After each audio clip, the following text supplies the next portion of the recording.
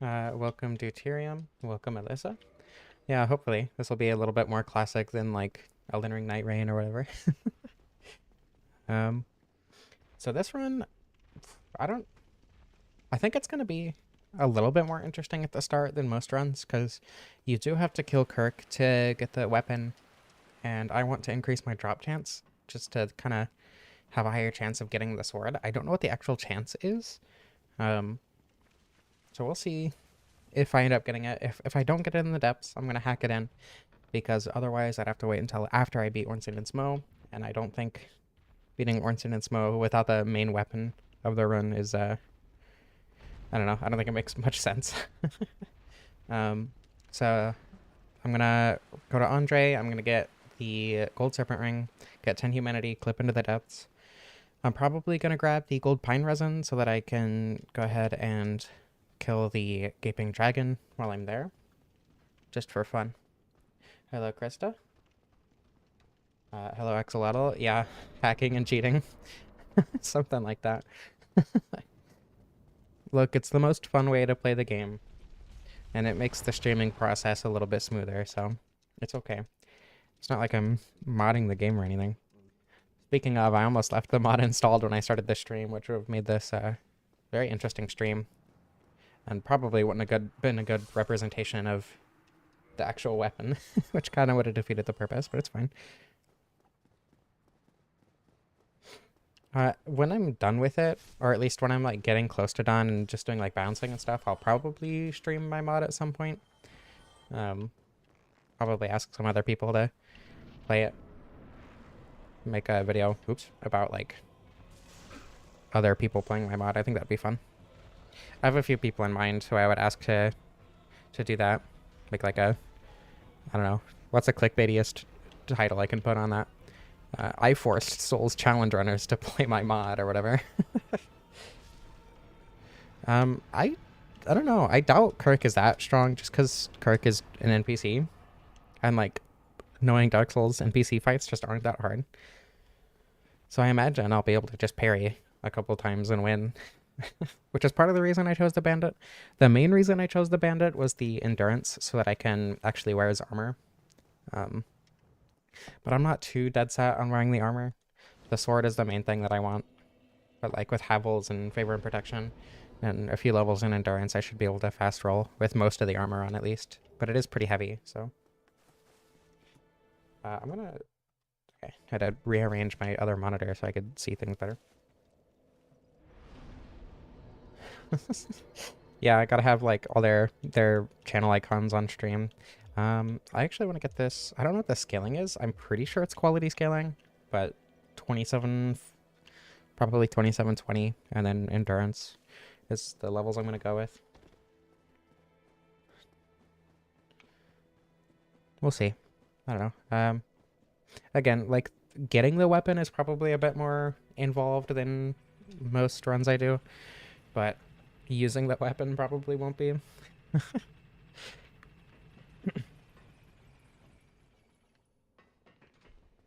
Yeah, I think the main thing is just like getting the drop chance for it in the first place, and then doing depth clip, obviously. I mean, what? I would never use depth clip. It's not like I use that every other most streams. It's definitely a lot more than every other. I almost went right off the edge. I swear I'm less tired than I was yesterday. I don't know if that's saying much, but I am less tired.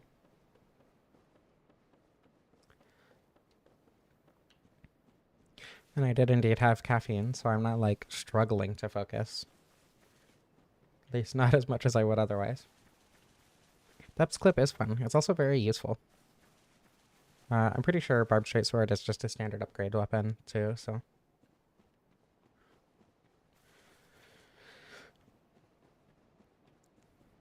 I feel like a lot of glitches like that.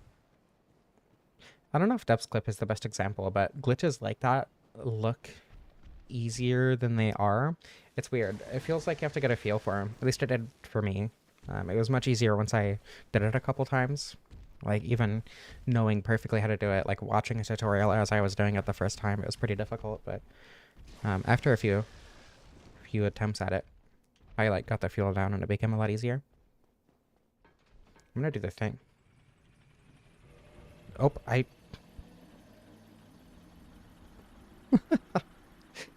failed to do the thing. I'll do it when I get back there, since the elevator's already up. I can't believe I just messed that up that badly. Okay. I don't know if it's this controller, but I've been playing Everhood 2 with this controller, and sometimes the D-pad inputs don't work, and I don't know if it's my fault for not pressing the D-pad correctly, or if it's the controller, or if it's Everhood, because, like, I don't use the D-pad very often for, like, other games. So, like, I don't know if it's Everhood's fault, or if it's specifically my controller, or if it's, like, a combination of the two, or if it's just skill issue on my part.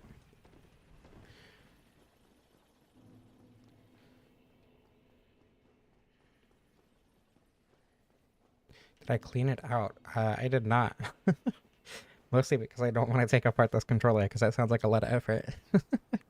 But it is a used blue camo Xbox controller that I got because I didn't have a functioning controller, because my Switch Pro controller that I had previously started getting stick drift, which was my official controller. And then this one I bought just from the game store because it was the only controller they had. The YouTube hasn't paid me. You asked me that last week. They don't pay me till the 20th.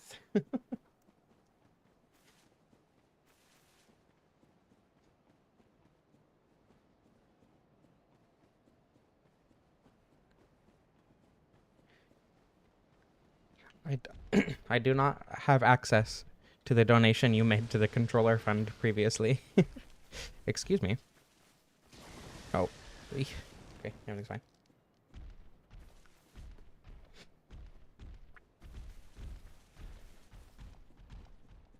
Don't worry, my 700 souls are safe.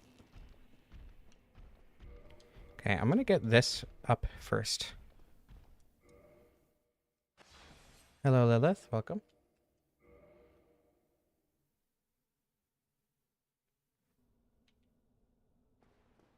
Here we go. The thing worked this time because I did it correctly.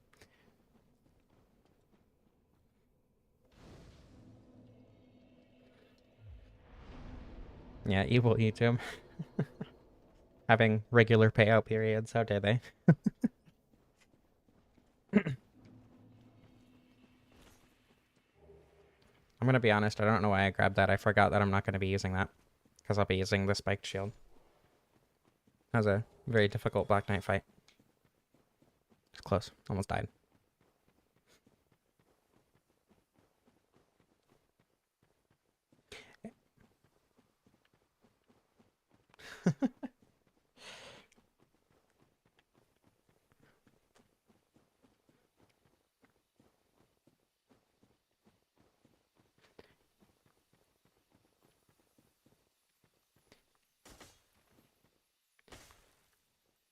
Doing this with the axe is a lot less painful than doing it with a dagger. Or even the straight sword. There are reasons I chose the bandit, mostly just because the endurance, but, you know. I giggled because it was funny, actually.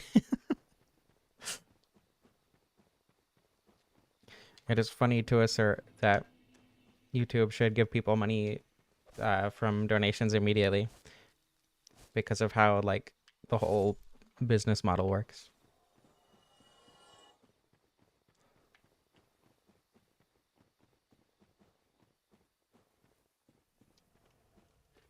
Okay, I'm gonna do a depth clip so that I can get the gold serpent ring. Or not depth clip, sends skip. And then depth clip.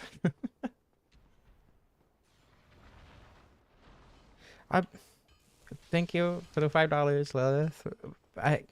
First of all, I can buy a controller. It's not like my controller is broken. The one I'm using functions. It's just not ideal for my situation. But thank you both for the money and the offer. Hello, Pimp Lord.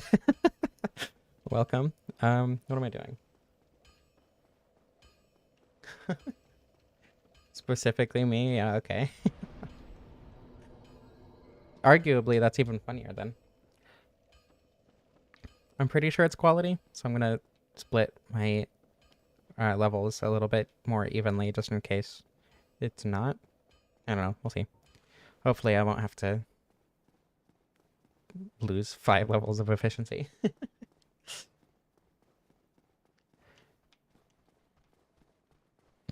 Okay, let's see if I can do this first try.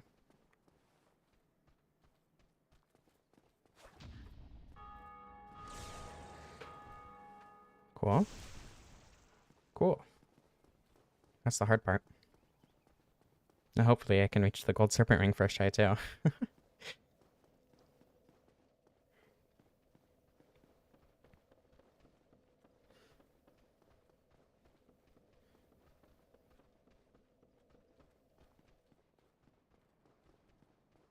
Have I seen Invincible? I saw season 1 like 2 years ago. It's been a while. I haven't watched season 2, or I think 3 is out. Krista, thank you so much. You give me too much money. I really appreciate it. Unfortunately, I don't think telling YouTube to give me money faster will make them give me money faster, as much as I wish that's how that worked. I mean, it's just tank controls with like really sensitive turning. The glitch isn't too difficult. If you're really struggling with it and really want to do it, if you're on PC, the keyboard controls make it a lot easier than joystick because you can control your turning a little bit easier, but I don't know. I've done it a lot, so at this point, it's not too difficult. At least for navigating the little bit of area that I have to go through for glitches like that. Talk to Google for me, thank you. I appreciate that.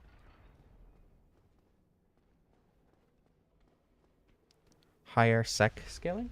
I assume that's dex.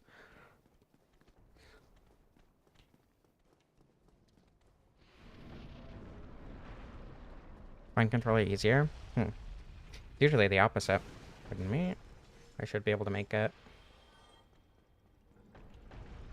Go! I'm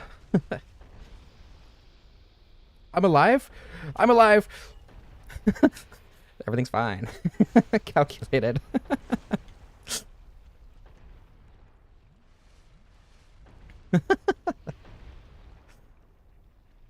Everything about this was intentional.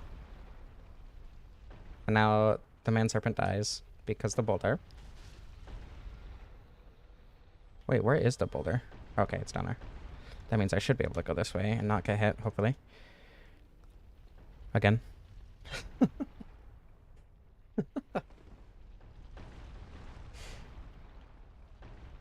You know, it could have auto-corrected to something worse, so that would have made the YouTube sensors block it, so at least it wasn't that.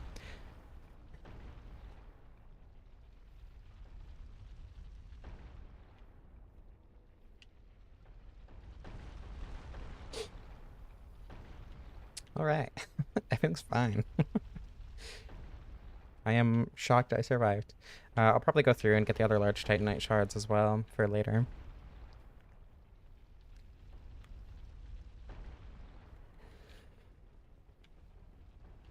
There it is. I assume I don't have a homeward bone. I don't think I picked one up. Yeah, okay.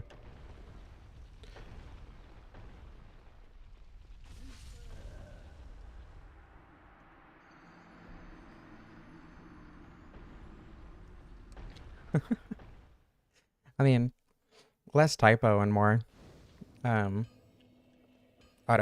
I assume. Okay, yeah. Now that I have that. How much humanity? Okay. Why when you can fall? You know, that's a question I ask myself every day. And sometimes I don't have an answer. Oh yeah, I was gonna get the bar chart. It's fine. I don't care.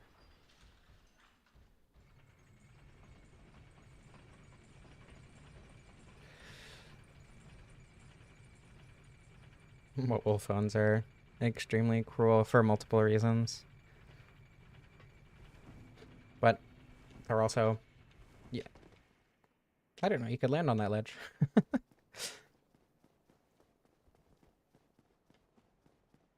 Why not both? True. That is a good suggestion. Okay. So I'm going to get the Titanite lizard, or the crystal lizard over here, rather. And then the gold pine resin, and then do depth clip. Probably take out the black knight for the chunk for later as well. Pardon me.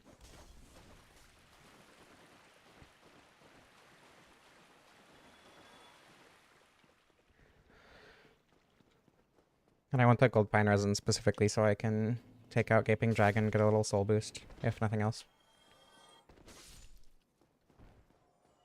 Hello, Sarah? I think? Sarah? It's been a while. I genuinely don't remember how to pronounce that. Hello, Sequard. It's not a challenge. I'm just... Well, my streams generally, aren't challenges. They're just playing through the game with different weapons. And in this case, it is the barbed straight sword. And because of that, I'm going to do a playthrough. That was unfortunate. Trying to cosplay as Kirk. So, going straight to the depths. Hoping to get the sword drop at least. Hopefully the sword and shield, but, you know. At worst, I don't get it, and I just use DSR Gadget to hack it in. So. I don't know why I rested there. That wasn't very smart. It's fine.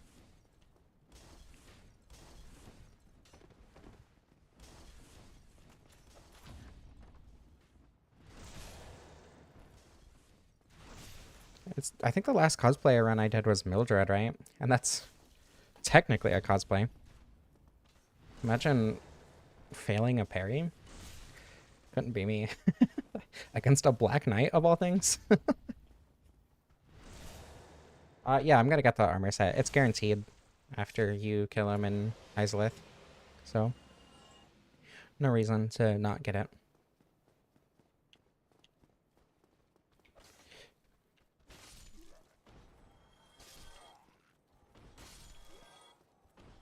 Okay, yeah.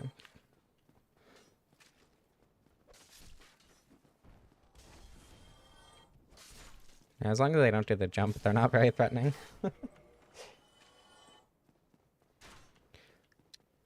Yeah, I don't generally go human at all, but it is nice for...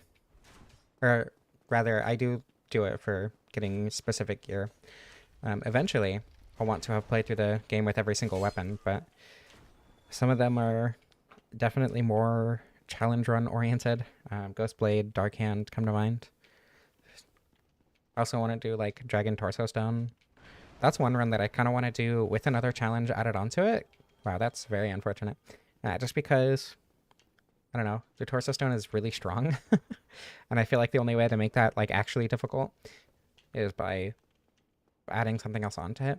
And that for that specifically, I think I'm going to do level -83 because it's one of the few weapons that you can use, you know, with no stats. It's that and Darkhand, and I think that's it. And Pyromancy. And then I want to do that on New Game Plus 6 because, I don't know, I'm a challenge runner, I'm a masochist. Wow. Messing up 2 parries? Awesome. I actually did a Great Lord Greatsword stream. I did that on New Game Plus, and I just kind of gave myself the weapon. I hacked it, or I used Cheat Engine to set my journey to Journey 2, and just gave myself the weapon and everything, and the stats. I think I only gave myself base stats. I don't actually remember what my stats were for that run.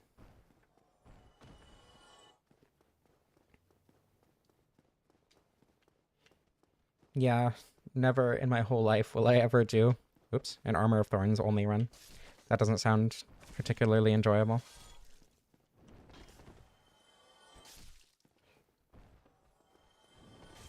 Oh my goodness. Okay.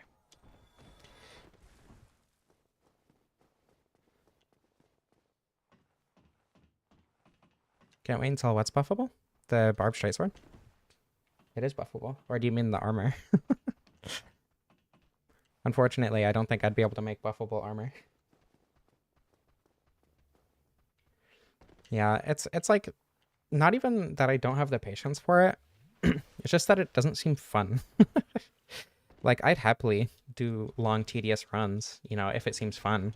But I don't know. Oh, Great Lord Greatsword, yeah. It's pretty terrible right now. I don't remember if I buffed the scaling or not. I'm pretty sure I just made it buffable, but I don't remember. I don't know. I'll remember eventually, I'm sure. Okay.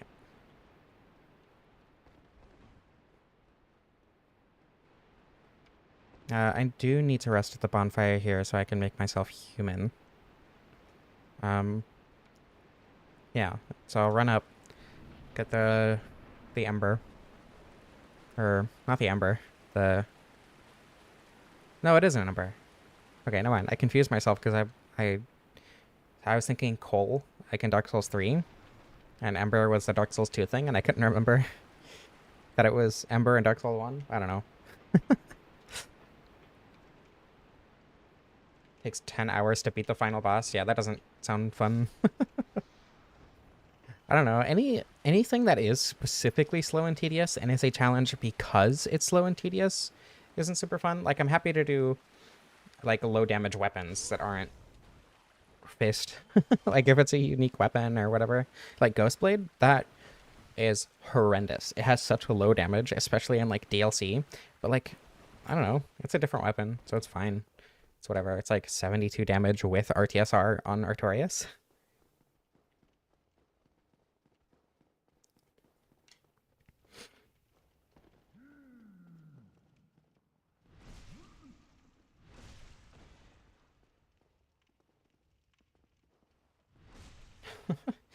Ghostblade, new game plus 7, so level 1.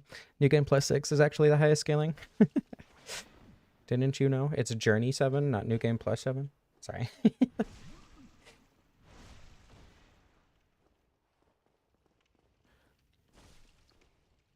There we go. Always end up hitting an NPC with the Kirk armor. Yeah, but it doesn't like aggro them immediately, so it's not a big deal. I don't know why I'm freeing Laurentius. I guess he just kind of deserves it. He's chill.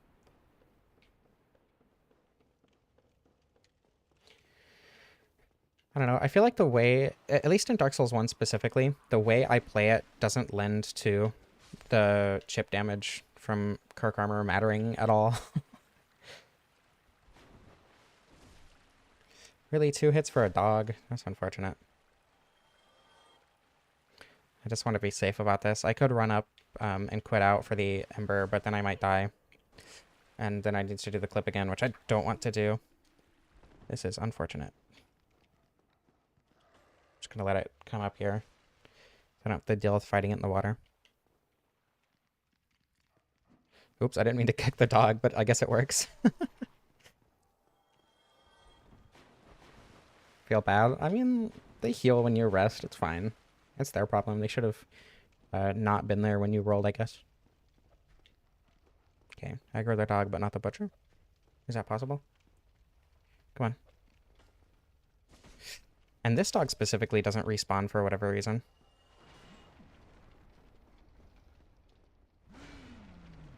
Oops. Come on. Yeah. I don't know. I feel the same about, like, Immolate, where the... I mean, Dark Souls 2, but Immolate, the damage just doesn't matter. And, like, it can for certain bosses. I'm sure Kirk Armor has, like, saved someone's boss fight or whatever, but it never has for me. Same with, like, you know, Blue Tearstone Ring has never saved me. So... like, I'm sure it can be helpful, but it just never is for me specifically.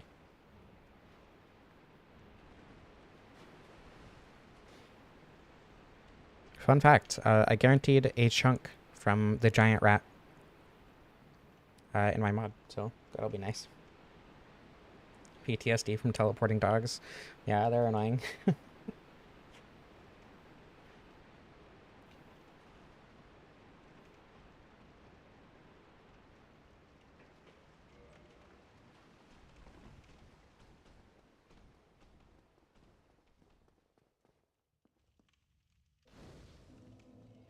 Bandit's the drippiest? I wouldn't say so, personally. Let me... I don't know what my quantity is right now. I think it should still be 99. I don't need that many. I'll give myself 12... I'll give myself a little bit extra just in case. Hello, Eth. Welcome. Reverse following.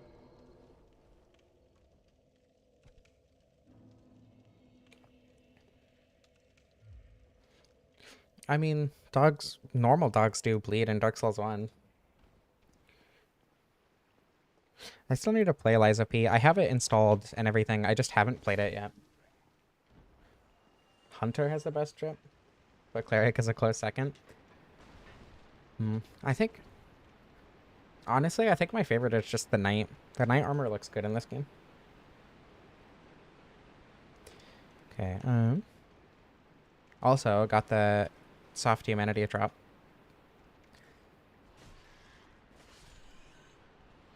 Guess I didn't need the extra, but...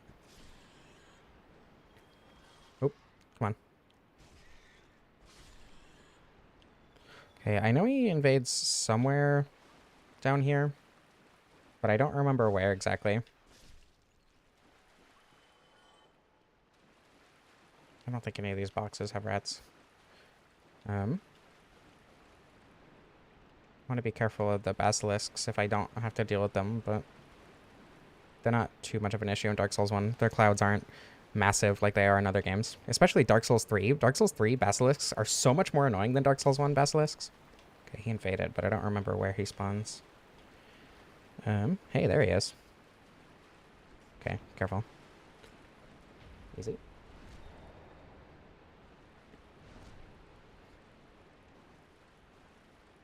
Oh, of course. Immediately fail the backstab chain. Shouldn't be too bad, but I'm scared of my parrying ability right now because of the 2 failed parries.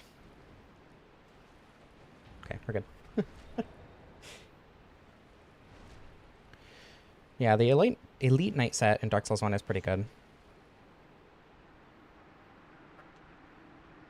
Lady in armor is always best. Oh, hey, I forgot to put on the ring, but we got the sword. So, that's cool.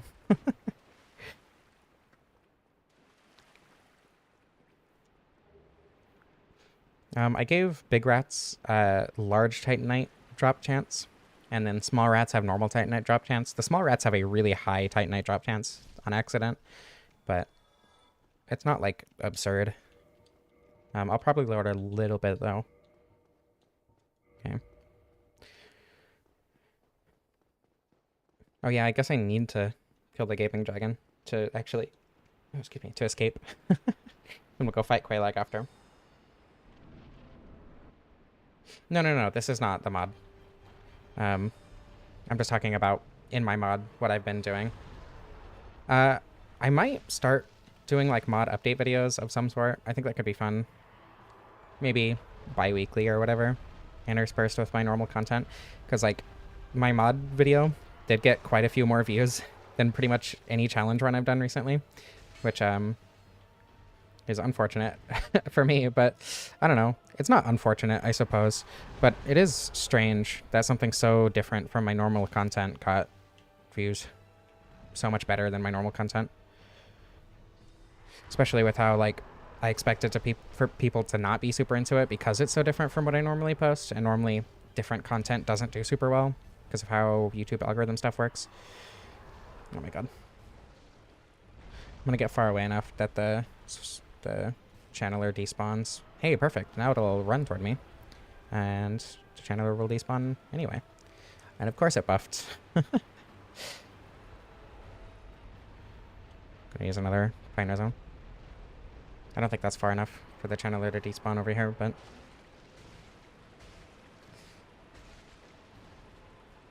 Oh, maybe it is. It's definitely will be, though. Okay, get out of the way. Maybe lop off the tail.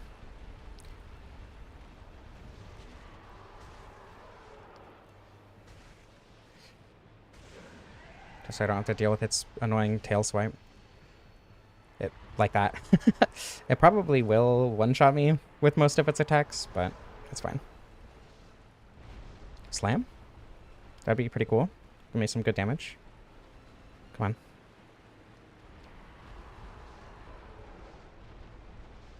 Hello, Hawkbird Tree. Late would be an overstatement.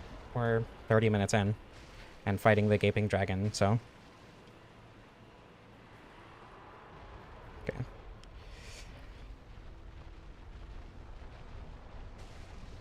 Wow, that is so much less damage.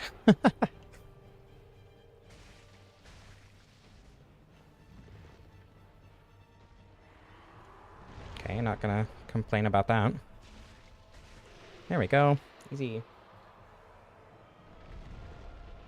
It's an addiction. I hardly ever go for them because generally when you're like going out of your way for tail cuts, you like, you know, aren't specifically going for damage. So, and generally the tail cut weapon isn't the weapon I'm going for, and I'm not going to end up using it anyway. So usually I don't go for tail cuts, but yeah, I get it.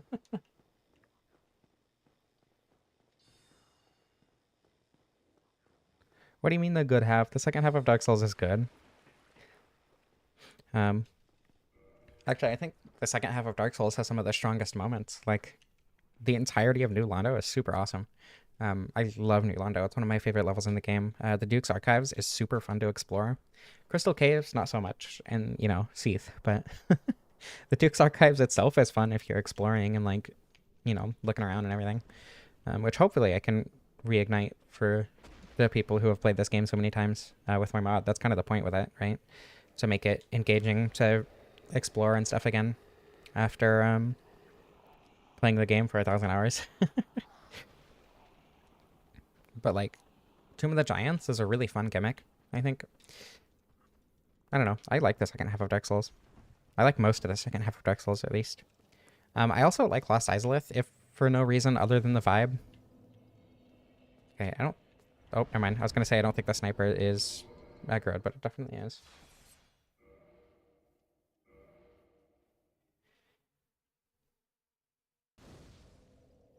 The invisible deathfall maze. It's not invisible. You have the particles. You just need to take it slow and pay attention. That's just kind of how Dark Souls is. I don't know. It doesn't break the you know, everything else that Dark Souls has set up. It just does it differently. And I genuinely really like it for that. It's just a different take on everything else Dark Souls has already done up to that point. And like, I get not liking it. Don't get me wrong. I'm not saying that like, oh, it's so good and you should definitely like it, but I don't understand hating it. Because it's just Dark Souls. That's what Dark Souls is. Oh, pardon me.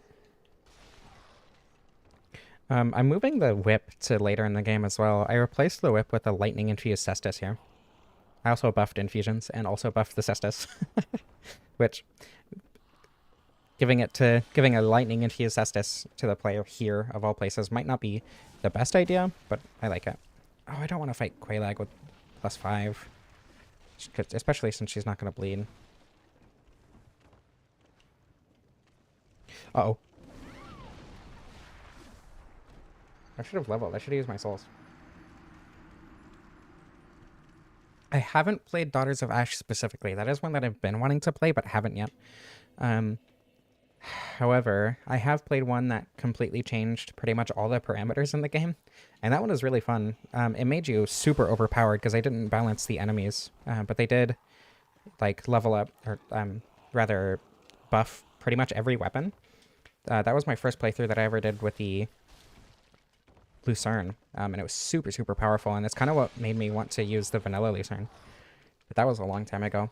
And I aimed to do a full rebalance rather than just a weapon buff. I think it also made the player character move faster, which was interesting. I don't know, that was fun, but definitely a one and done kind of thing.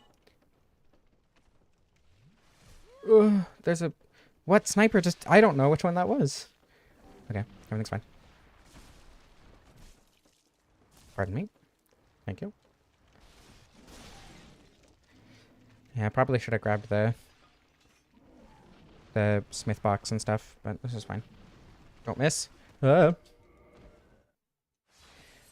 My health looked full still. What? I've never seen that. Was that frame perfect? They definitely made the death sound. Okay, I should check scaling. Okay, it is DD. I assume it has slightly higher dex scaling, but strength scaling is easier to get right now, so... I've never seen that glitch before. I've never seen anyone do that. That was really interesting. Yeah, I don't know if I'm going to stream Daughters of Ash specifically, but I do definitely want to make a video on it. Probably similar to what I did with Dark Souls 3, maybe a bit more condensed. And am doing with Dark Souls 2. Yeah, super intended. I did that on purpose. Speedrun chats. When's Night Rain getting a remaster? Hopefully right now. Oh, that comes out in 2 months, right? 2.5 months? Convergence mods. I don't remember if I answered that. I don't think I played them that much. I did watch, I think it was Prod play them, or play the Dark Souls 3 Convergence mod. I don't know, just because at the time I didn't like Dark Souls 3, I didn't have super high opinions on it, but I didn't hate it for what it's worth.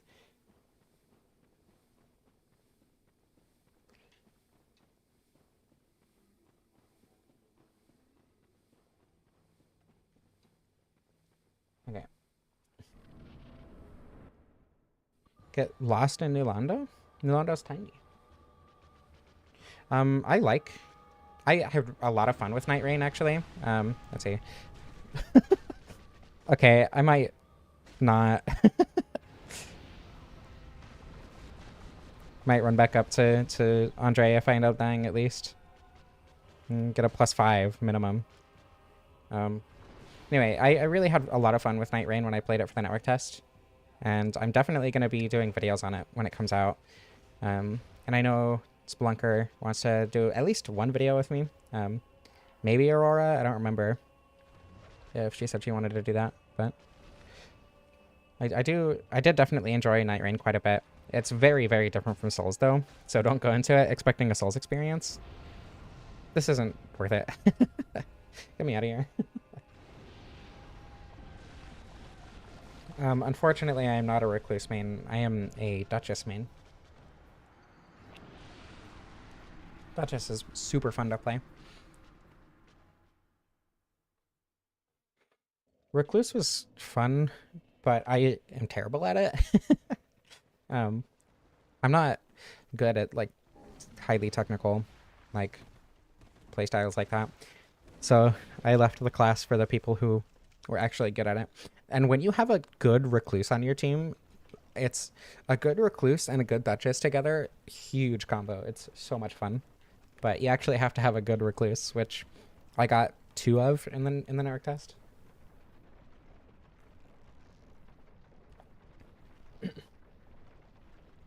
Yeah, as long as you don't go into Night Rain expecting Souls or even Elden Ring, I think it's a really, really good time. Very roguelike, very fast-paced, very jumping between activities constantly. Harvey Birdman.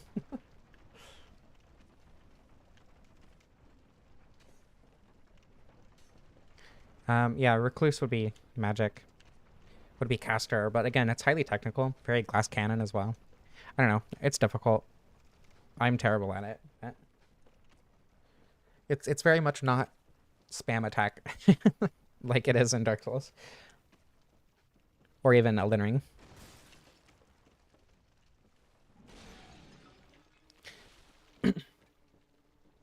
Managing your FP is the biggest thing with Recluse, and that was the hardest part for me.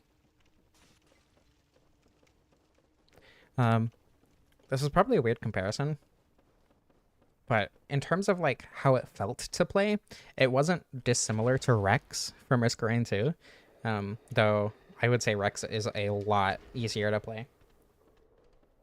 Yeah, Elden Ring does very much love spam attacks. It doesn't seem like they added any non-Elden Ring weapons. There are new weapons, if I remember correctly.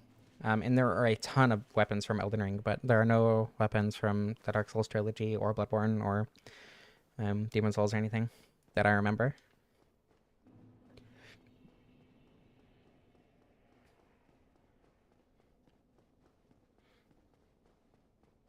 Okay, and I do have a bone, so I can run straight down to Blight Town after upgrading the weapon.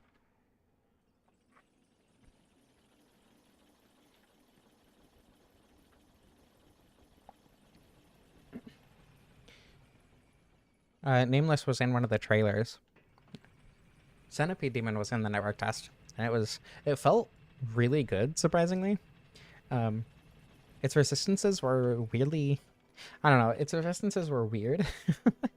I assume it has similar resistances to Dark Souls 1, but like, with how it felt to fight, and especially with its insanely buffed health, especially because it expected you to be playing with 3 people, it didn't feel like individually you could make that much of a dent in its health. I don't know, it's hard to explain. It's fun though, I really liked it. And you don't have to deal with like the lava or getting the orange chartering or anything, or like trying to get it to come to you, especially because you can run super fast. But I don't think I saw it use its like arm throw attack once in the network test. So the boss is definitely retooled, at least slightly. But it is like shockingly similar to Dark Souls 1. It's faster, obviously, and everything, but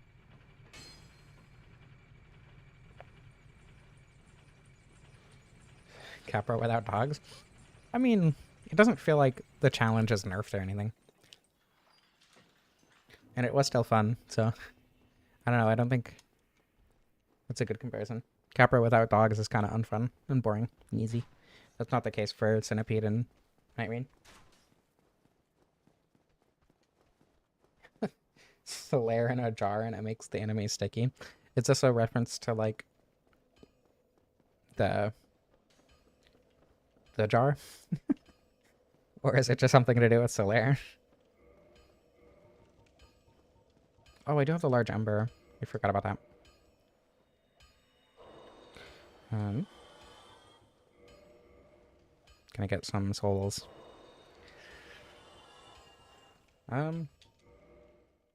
I don't want to grind, so I'm just gonna zoop souls so I can get the... What jar am I talking about? You know, the jar.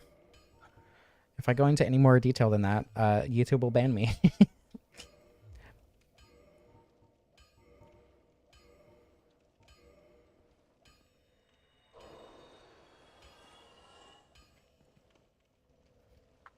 Capra without dogs is not fun.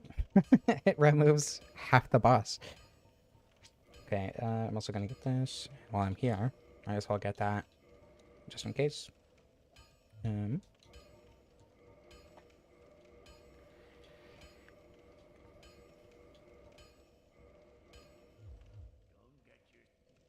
Take my ember, please.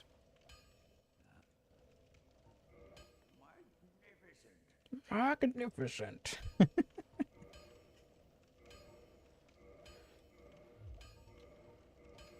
There we go. +7. That should be plenty. I don't know. I don't want these souls. Actually, I wanted the funny Sense Fortress Bridge death. See if I can get that on purpose this time. Bring up the jar. Yeah, that jar. The milk jar. I love that.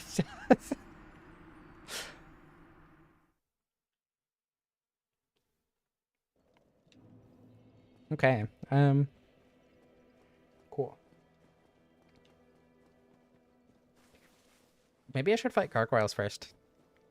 Actually. Just so I can get the Ring of Favor and Protection without fighting Blootrek and his buddies.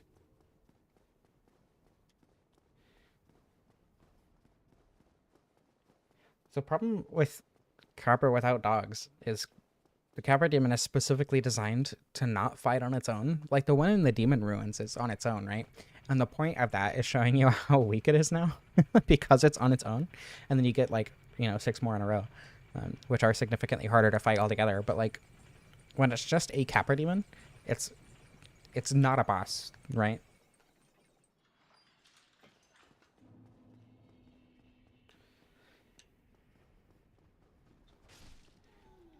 Alright. I wonder how effective the bleed is. That's going to be nice for getting the slab, at least.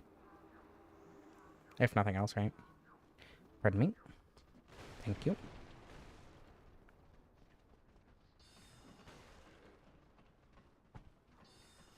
It's just a normal enemy with a few swings. Like, once you take out the dogs and the main boss, like, it becomes easy.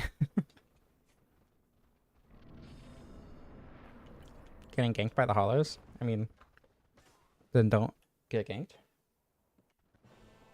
Don't call it the salty milk jar. No. That's awful.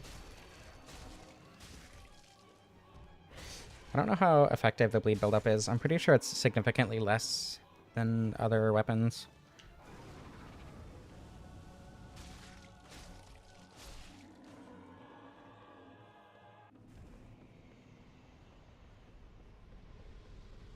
Yeah, it's actually a good point. Having a bunch of enemies prior to the gargoyles, showing that you can use your environment effectively, but also get screwed over by your environment pretty easily before being put in a boss with multiple enemies that can easily screw you over in your environment, but you can also use the wide open space to your advantage heavily. Like, I don't know.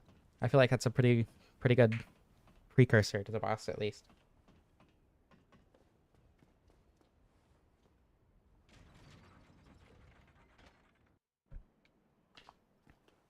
Cool.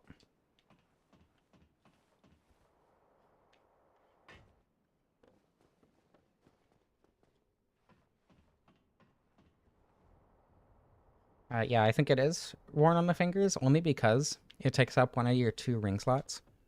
And something tells me that the Dark Souls character has only one of anywhere else they could put the ring. However, if it was worn somewhere else, that would mean that every female Dark Souls character is canonically trans.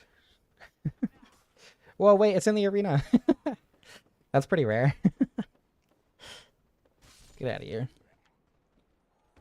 Okay, that's unfortunate. That's also unfortunate. Oh my goodness. Get out of here.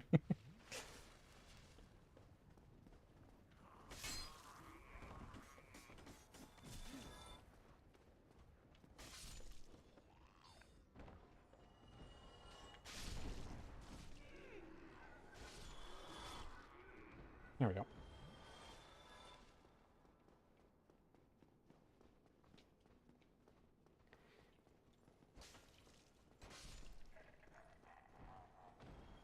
Okay, now we can go down to Quelaag.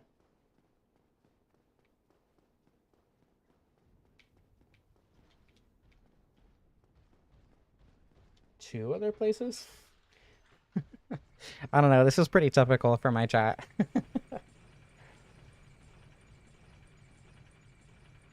Oh, Oswald? I don't know.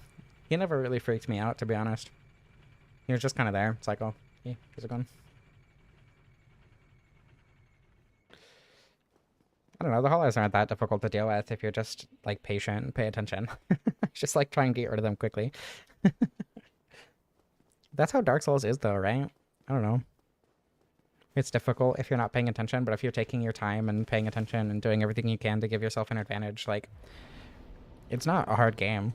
It just takes a different approach than other games, and I think that's why it gets its, oh, this game is so difficult reputation. Oops, that's not good.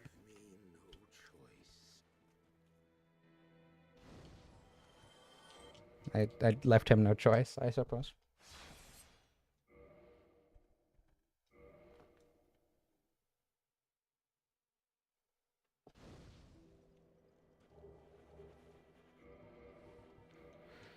Okay, cool. I should level up a little bit. Get to 40 dexterity, or 20 dexterity, and then level up my endurance a bit. I also want to go get the Havel's ring soon. Lautrec has 4 arms. He has 2 fake arms embracing him, which are supposed to represent the goddess. Is it Fina? I don't remember.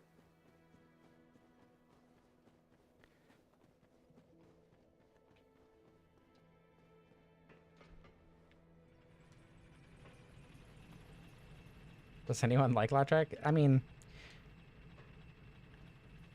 yeah. I'm sure. Well, wasn't there someone in my chat who used to have the username Lautrec? I think they're still in my Discord, but I think they're. I don't remember what their username is now. I know they changed it.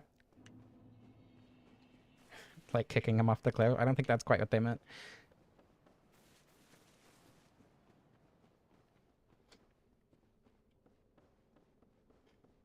Out of curiosity, what do you like about him? Simps for a goddess. Yeah, he wouldn't be the only one.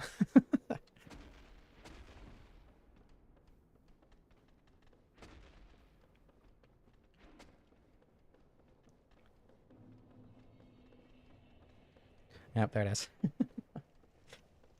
Thank you for proving my point, Krista.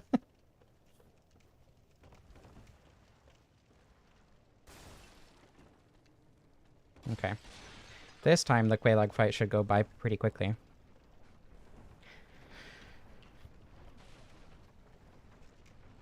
I moved the Firekeeper soul in Blighttown in my mod too, so we won't have to deal with the fire dogs and all the toxic blood snipers and everything.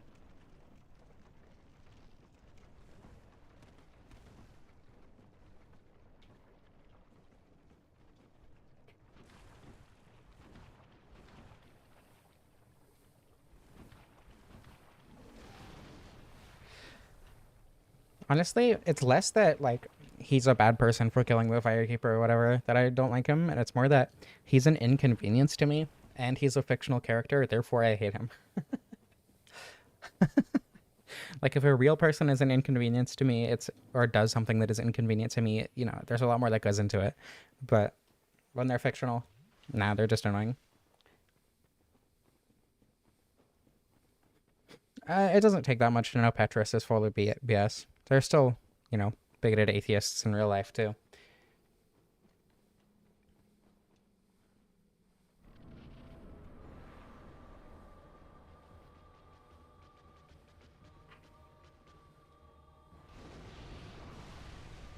Oh my god. No. Okay. That was very rude of Quelaag to do.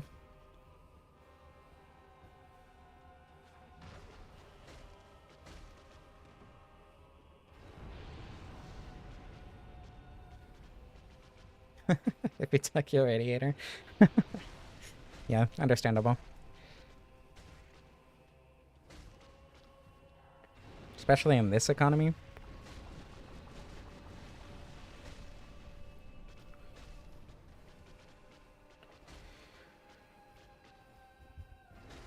Also, it's less that he takes the bonfire and more that he takes the firekeeper. Like, now I have to go all the way down to the Daughter of Chaos. Or to Londo to, like, upgrade my flask. And that means that I can't kill one of those two firekeepers to get their soul. So it's just like, ugh. And I don't like doing the fight.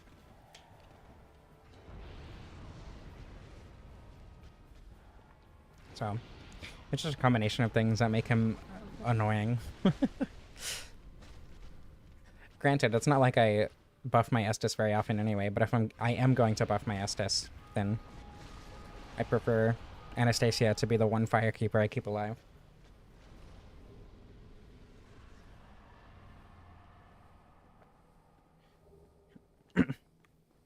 I don't dislike Dark Souls 1 patches, but I don't know. When I do the Crescent Axe stream, I will definitely be killing him for the weapon.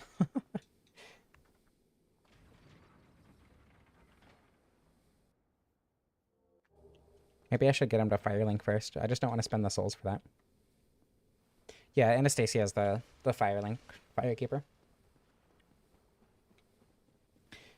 I mean, I also like the Dark Moon Knightess. I'm not saying that I don't like the Dark Moon Knightess. I just think that it is more convenient to kill her and use her soul than let Lautrec kill the Firekeeper in Firelink and then go kill him and then bring that Firekeeper soul to the Dark Moon Knightess. You know? It's not that I don't like the other Firekeepers. It's that they're more convenient to kill.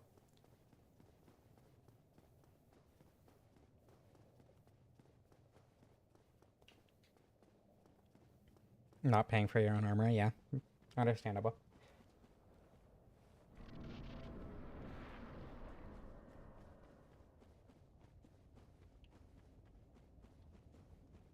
if you use her soul for humanity. I mean, in New Game Plus, use it for a heal. Quick heal in the middle of a boss fight. At 99 humanity already. Stroin. That's that Dark Souls 2 one, right? The respec one specifically? I don't remember.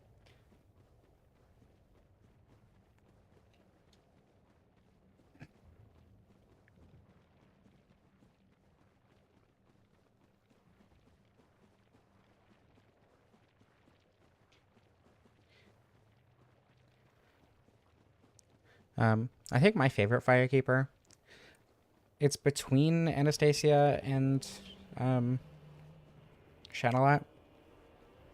But I think it goes to Shadowlat just because she's more fleshed out of a character than Anastasia.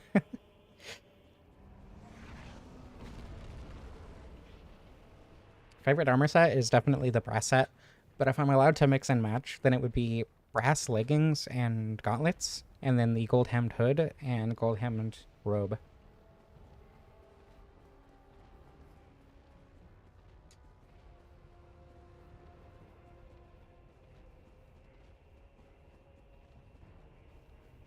I don't know. Is it weird to like a fictional character that you know the person who had a part in creating? Like, I don't think that's weird.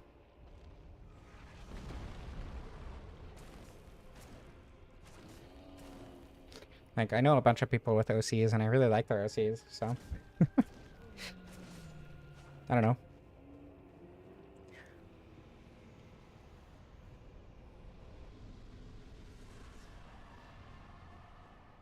Yeah, Dark Souls 3 Firekeeper is the only one without a name. I mean, I don't know, the Maiden in Black doesn't have a name either. There are other Firekeepers and adjacent characters who don't have names. Oh, excuse me. I don't think the doll in Bloodborne has a name either. I don't know what endurance I'm gonna need to wear the armor. Let's see. I guess I should get the stuff in New Londo real quick, actually. Might as well. Yeah, she has a blindfold on. I mean, well, she doesn't have eyes, actually. So.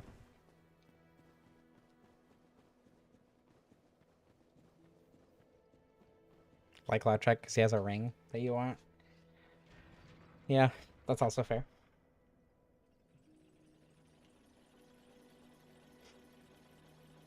I think my least favorite Dark Souls ending in general is the Dark Souls 3 one where you kill the Firekeeper. I felt so bad doing that. Watching that cutscene was torturous to my soul, but I had to do it for the achievement.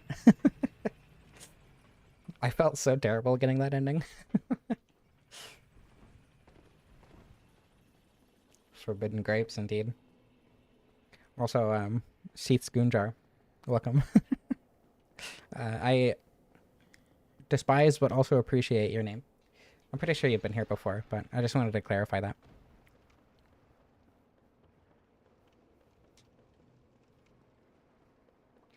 I mean, I don't know. Channelet's cute. Does a leg kicks. Just really cute. I don't know. She has a whole character. She's probably the most fleshed out of any Firekeeper.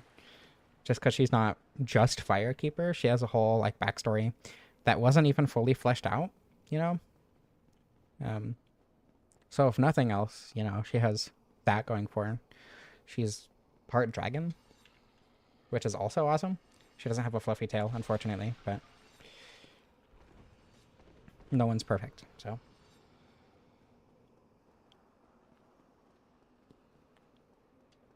She also, like, explicitly wants you to do something rather than, you know, Dark Souls 3, where she conforms to your bidding regardless of what it is. That's kind of a boring character trait, in my opinion. But to be fair, the Dark Souls 3 Firekeeper does react to your gestures, which is awesome.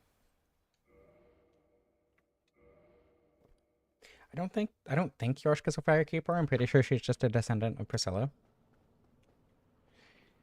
Yeah, Chandelot is like a mix between human and dragon because they were doing experiments, something, and she was combined with a dragon because something. She became the firekeeper.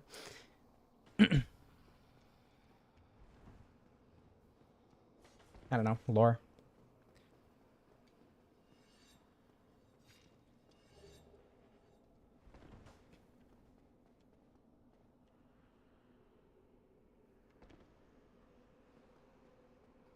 Okay.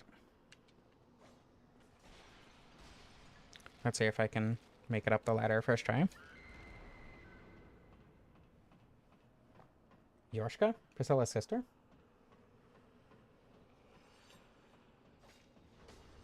I thought she was like a descendant or whatever.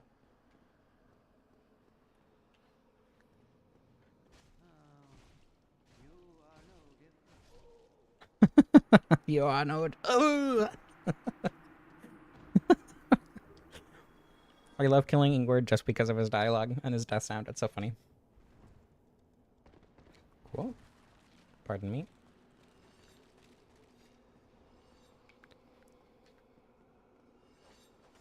Nice to do that first try and not to have to run through Londo again.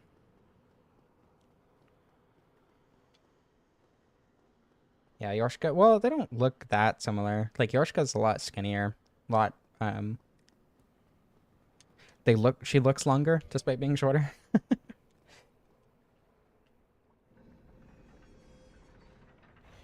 Was it Aldia? That makes sense. I guess Aldia would be her dad.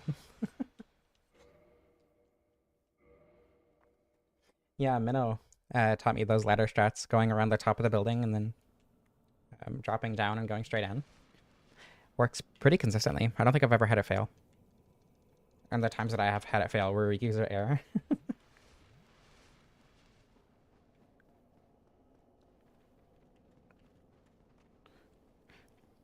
Anyway, my point is Priscilla is fluffier than Yorshka. Therefore, Priscilla is better. Significantly.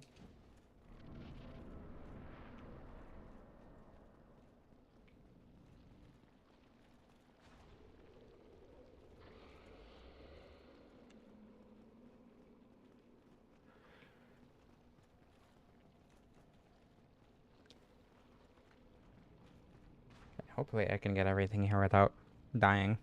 I would not put it past myself to die to one of the Dark Race while trying to get the chunks, though.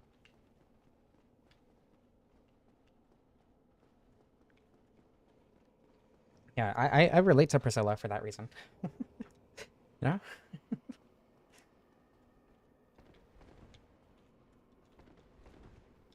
Okay, was it this? Oh my god. Everything's fine. No, my controller. Oh. I tried to switch to keyboard, but it was too late. I don't even know how that... Whatever.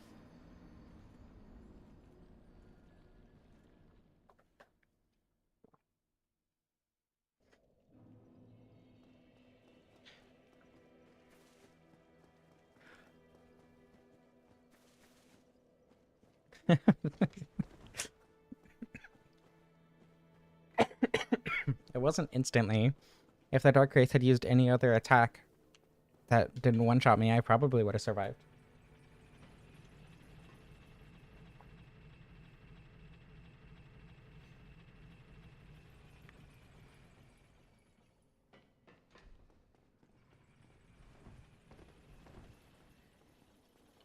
Yeah, I mean, I might not be half dragon, and I might not be huge, but I am white and fluffy, so close enough.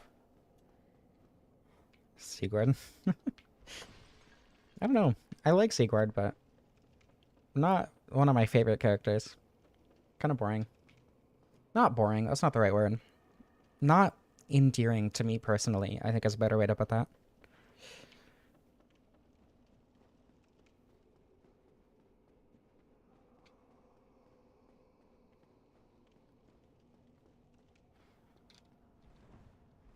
I don't even remember how many souls I had. Probably not enough to be worth...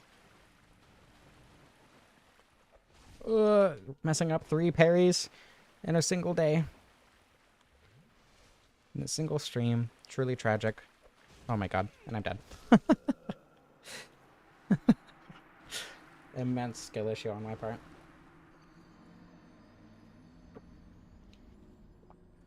He is pretty one note. I don't know. I feel like most of the characters in Dark Souls don't have too much depth specifically, just because they're so like you get so little time with each individual character. Like even Solaire, he has a whole character arc and story and everything, um, and has like multiple endings and whatever. But like, I don't know, my son, oh no son, and then he helps you kill Gwyn, and like that's kind of what his story distills to. Like he has a minor romance B plot or whatever, but I don't know. And then Siegward is like, I don't even remember what his thing is. I know he isn't undead. Is that Siegward? I don't remember. I don't know. Um, his story wasn't engaging enough for me, and because you spend so little time with him, his death doesn't hit very hard either. Um, if you make it to Ash Lake with him, and then like, I don't know, it's hard to be empathetic with his daughter or Zealand, because she's just not like, you don't spend enough time with her. Or is Siegward the Dark Souls 3 one? In which case, he helps you kill Yorm. uh, I don't know. Both Onion Knights are kind of underwhelming to me either way. So.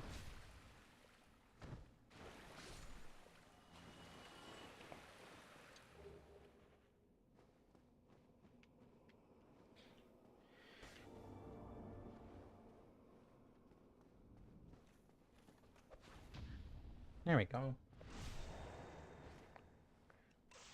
Now I'm gaming, kinda. Oh, just in case I get a chunk. Uh oh. That partial saved me.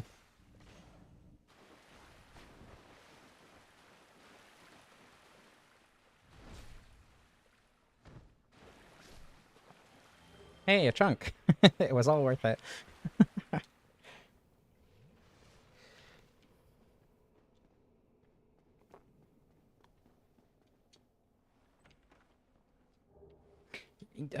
I don't know, like, I think the circumstantial nature of the quest lines in Dark Souls also make the character stories hit harder. And when, you don't do his quest circumstantially and have to specifically look up how to do it, it also removes a lot of that, like, character building from it, in my opinion. I don't need to survive this. But, like, again, if you are doing it circumstantially, it's just like, oh, hey, you're here. And then if you're specifically looking up how to do it, it's like, okay, it goes here and here and here. So I need to go there and there and there. And then you end up spending even less time with them than if you were to do it circumstantially, because, like, you only need to encounter Siegmeyer, like, 4 or 5 times or something for his quest. So it's like, I don't know, it's hard for that character, especially, to hit very hard, but like Solaire, you need to encounter for his quest in 4 places if you summon him for Gwyn. So yeah, I don't know. Like, I get that bias, but even without it, or even like taking that into consideration, I don't think most characters rather in Dark Souls do it for me, unless I specifically relate to the character. And in that instance, there are so few that I do relate to in a lot of ways. So I don't know. Like, I get it. I understand why you like the character, and there is a lot to like about the character. It just doesn't do it for me personally. That goes for most characters in these games, though. Like Solaire, I feel bad about killing sometimes because it's like, he's very empathetic and very nice and caring of the player character. And killing him kind of sucks, right? Because of that. Same with like Andre. Like, he's just there to help out. He's smithing, he's having a good time. So killing him sucks. Even if I don't particularly care about his story or character. Though, granted, Andre doesn't have too much story to him other than wanting to smith, right?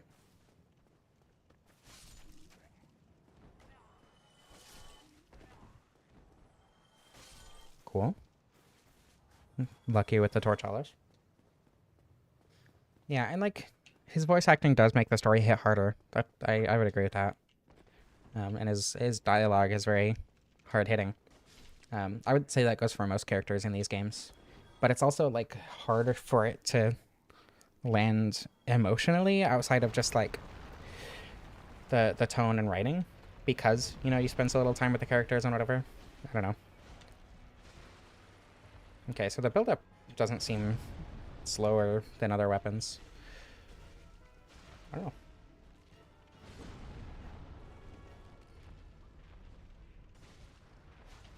Yeah, and I think, oh my god, being autistic for me is part of it, because it's like harder to connect with, especially fictional characters, but like storylines in general, especially before I started taking estrogen. I'm sure if I played these games before, or after rather, taking estrogen, a lot of the characters would have hit a lot harder as well, but I don't know. Autism plus testosterone does not do good for your emotional availability, at least in my experience. And you can't really waste that emotional bandwidth on fictional characters, right?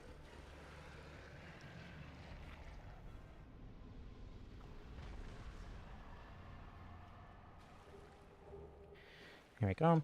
I don't care about taking out the Black Knight here. I think I'm gonna skip the Greatsword Black Knight, since I got the Titanite chunk drop, and then I should take out Havel. I don't know, that'll put me right next to the Greatsword Black Knight. That way I can get a plus 15 before going to Inner Londo, so that's fine.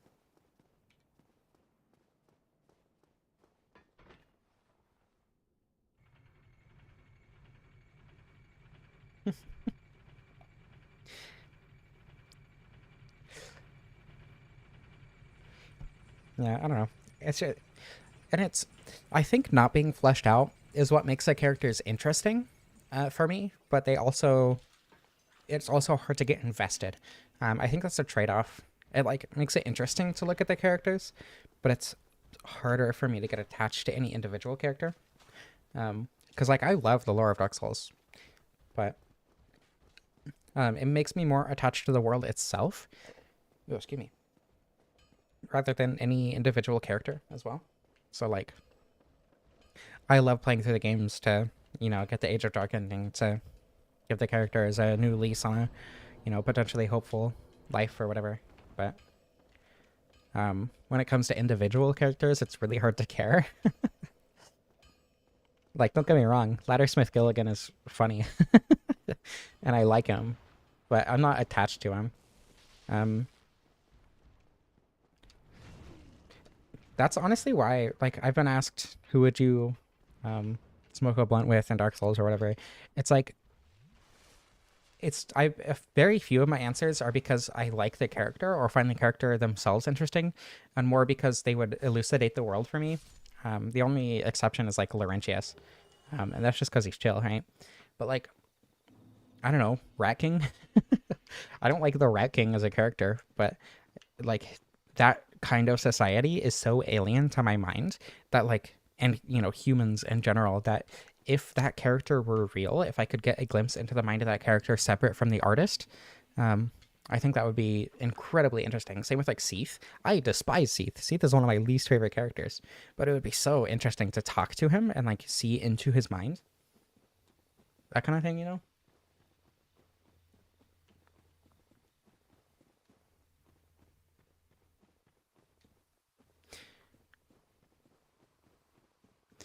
Yeah. I don't know. There were times that I had huge emotional responses before HRT. I'm pretty sure I played Moss Book 2 before HRT, and I was bawling my eyes out at the end of that. Highly, highly recommend Moss, by the way, if you have a VR headset. One of my favorite games ever. But yeah, like my emotional availability just shot up after taking HRT.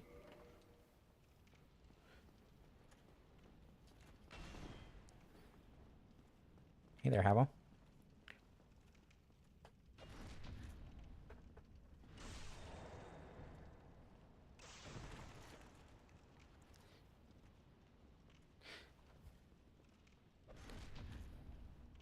I don't know. I don't think I would want to smoke with Framped just because his breath would be awful. I would go hollow, you know?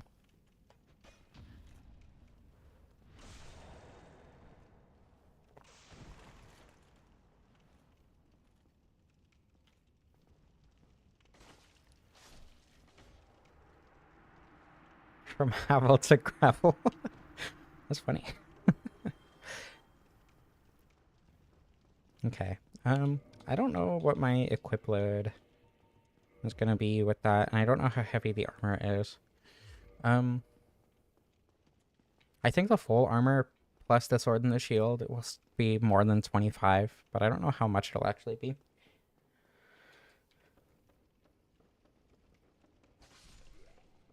Might have to look that up before or at least try to get the armor before I put too many more levels into endurance, because I do want more damage and health, but...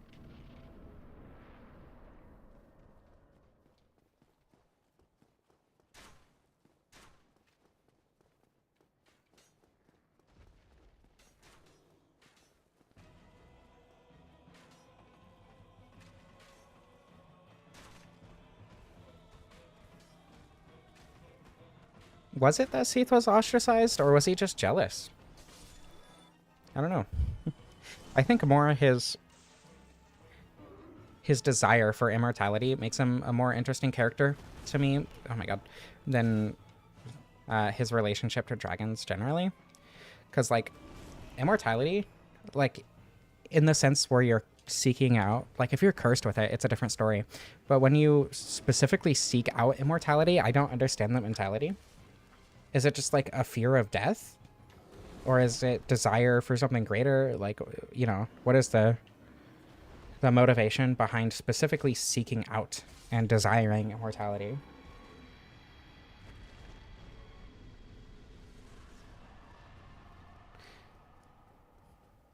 Okay, I'm gonna go get the Great Sword of Black Knight. Have a lot of souls, so hopefully I don't completely fail to parry. We'll see. And then, yeah, just need the giants after that. Yeah, desire for knowledge, yeah. I guess that's a big one. If I had the opportunity not to be immortal, but to extend my life significantly, I think I would take it just because of curiosity. Oh, whatever, I'll just wait for him to drop down.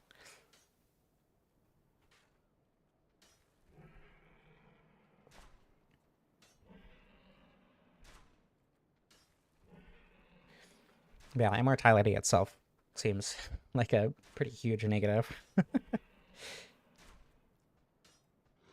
Hello?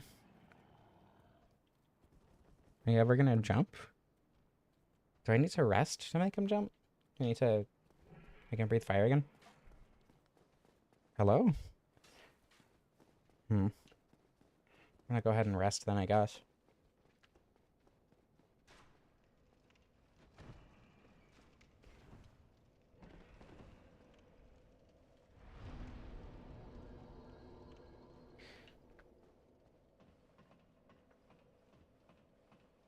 Yeah, very interesting Drake interaction there. I'm sure if I had tried to run under it, it would have killed me instantly. There we go. Now it seems to be functioning.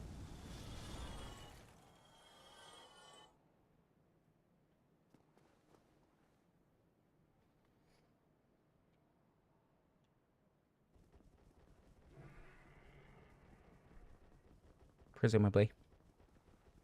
Eventually.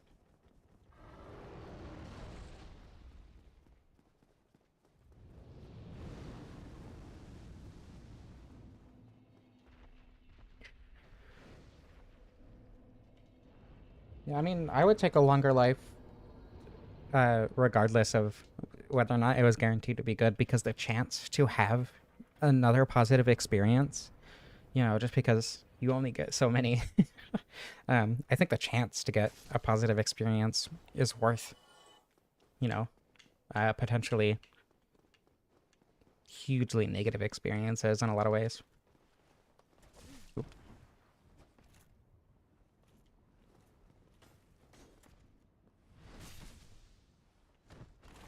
I wouldn't say this game is so broken. I don't think it was broken. It's just a behavior that is different from what it normally does. Because, like, again, if I had tried to run under it, I've had similar things happen, and if I tried to run under it from there, like, it definitely would have one-shot me with its fire. Like, don't get me wrong, it's not glitchless or whatever, but I would be far from calling it broken.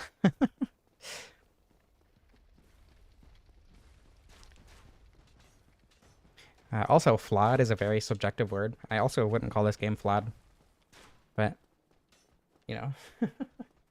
That's why I specifically was saying that my mod isn't supposed to be making the game better, because I like the game the way it is.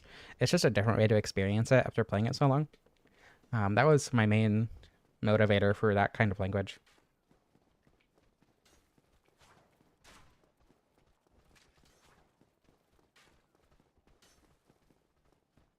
It's not about the experience, it's about the outlook on the experience, right? You only get so many good experiences ever, right? Forever. Once you're dead, you're done. There's no more good experiences. It doesn't matter how many bad experiences I've been through, because I've been through quite a few, you know? It's just that the chance to have those good experiences, to gain more before I'm gone forever, is worth the potentially horrendous experiences as well. Yeah, inferiority complex, that was kind of my assumption as well.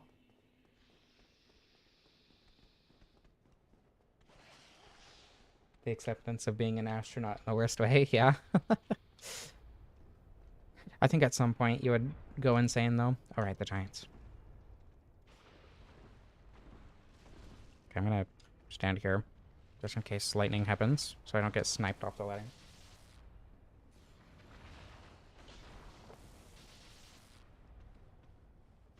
But again, flaws are subjective. I wouldn't say this game has any flaws just because I like everything about it. If I had the chance to change anything about this game, like, for my first experience of it, I wouldn't, right? Again, jank is also, like, I don't know. I wouldn't call jank a flaw. I'm very particular about my words with art generally, but especially video games. It's because I'm so, like, immersed in the process of, like, creation and everything, like, around video games. Also, like, autism. So, like, again, I wouldn't say Dark Souls objectively has flaws or whatever. It has things that I know some people don't like, but I like pretty much all of those things. And flawed is a very subjective term that I don't like using in that context.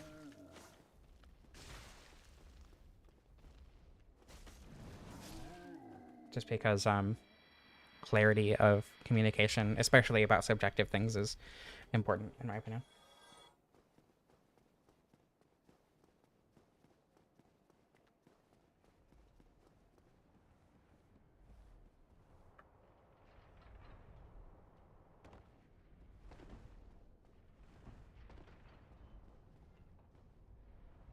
I think a good way to put my lease on life is that I would experience a ton of I don't know, what's a bad Souls game? I would experience several Elden Rings to experience one Dark Souls.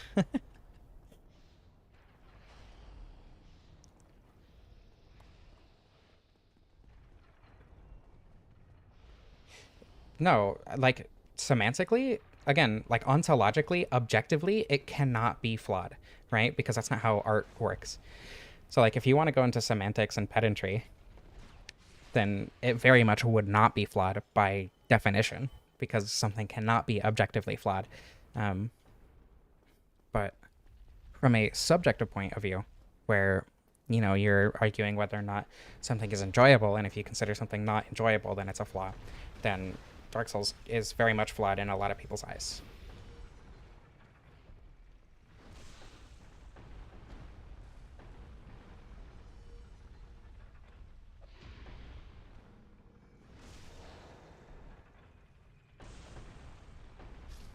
So personally, again, I enjoy those things about it.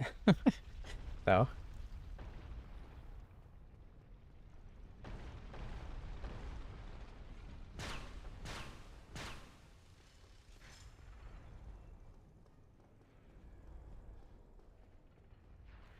Alright, let's see if I can not die on my way up the fortress. I don't know how much I trust myself to do that at this point. Successfully parrying The man serpent is a good start. Knowing me, though, I'm probably going to fail to jump to get the key. The elevator. How many large shards do I have? Okay, I need 7. So 5 more. Pardon me.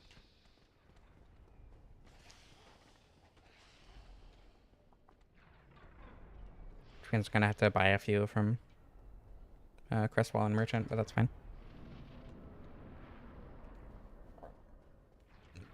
Oh, excuse me. Drinking my water too fast. Sure. A few souls is fine. Just in case I don't have enough for the fight night.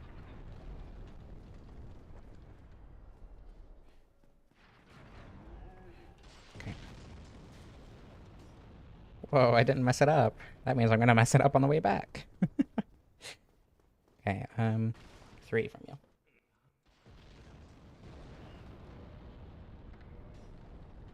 Okay. Water drink any percent?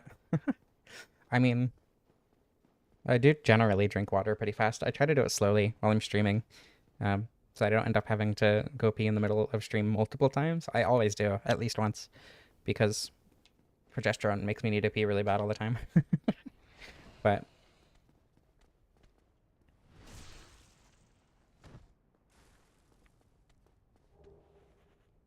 you know, as few times as possible, preferably.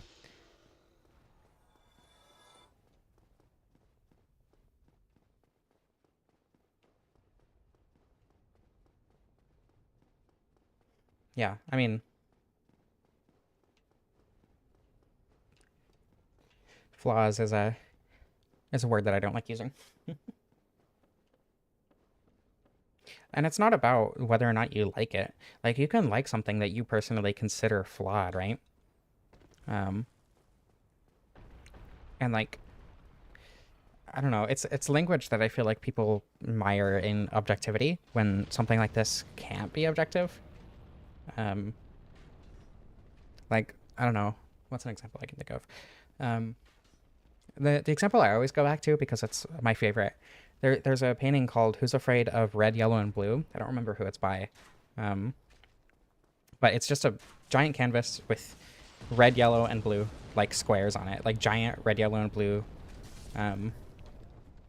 colors, you know, across the canvas. And there was a recreation of that painting. Or, well, that painting was vandalized. And then somebody recreated it, like some random person on Reddit. It's one of the results that comes up in the like Google's image search results when you search up the painting. But somebody recreated it with paint markers, and you can see like the marker strokes super clearly. It's messy, I suppose is the word I would use, but I love it so much because they also recreated the vandalism in the painting, and I think it's such a perfect commentary on art generally, because like the original piece of art is just colors, right? And that was the point.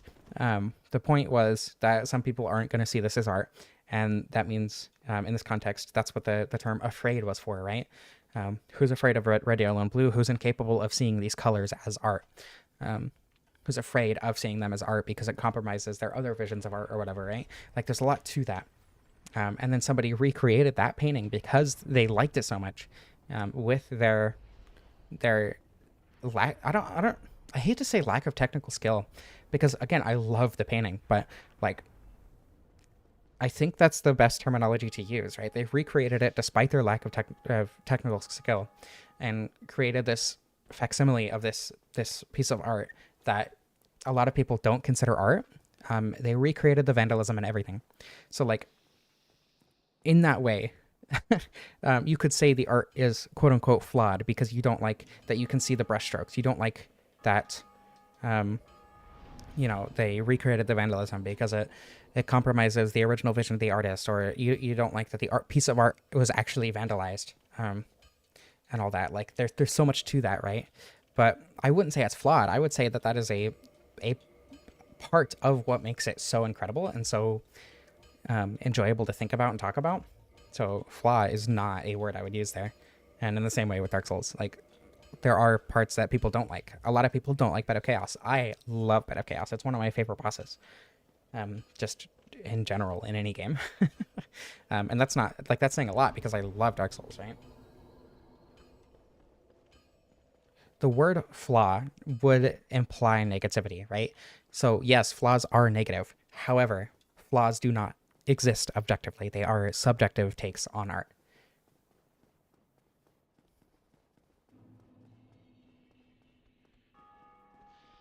Yeah, Newman. That's what it was. And, like, again, it is the character, absolutely, but I think it more speaks to the effect that that piece of art, the original, had on the person who was copying it. And, like, you know, the person who copied the art isn't going to be, or that piece of art specifically, probably most likely won't be famous, right? And that's fine. It's more about what it means rather than specifically the piece of art being incredible and famous and whatever.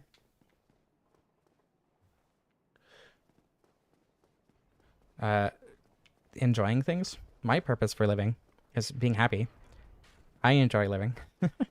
And, like, there's a difference between something being flawed personally and like something being fundamentally flawed.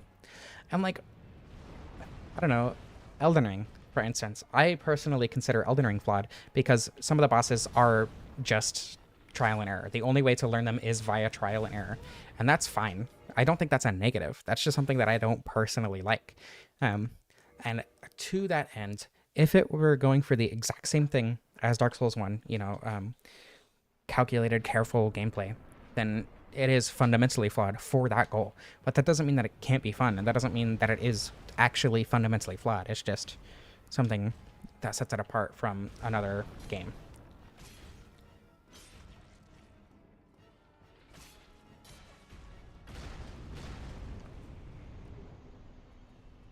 Dang, that was a hard fight.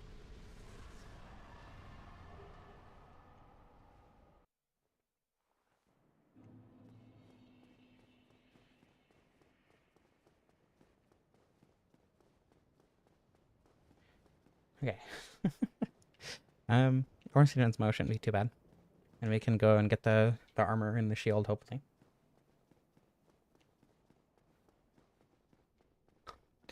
Yeah. Hard as I am.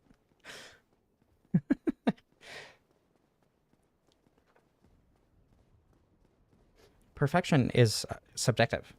So nothing differs from perfection, and nothing is perfect objectively. So flaws don't exist objectively. I don't know. It's probably better to go for endurance. I'm gonna get... I know that 40 with Havels and Favor and Protection is enough. I don't know if I need... Or I don't know how much less than that is necessary. Google. DS1 Barbed.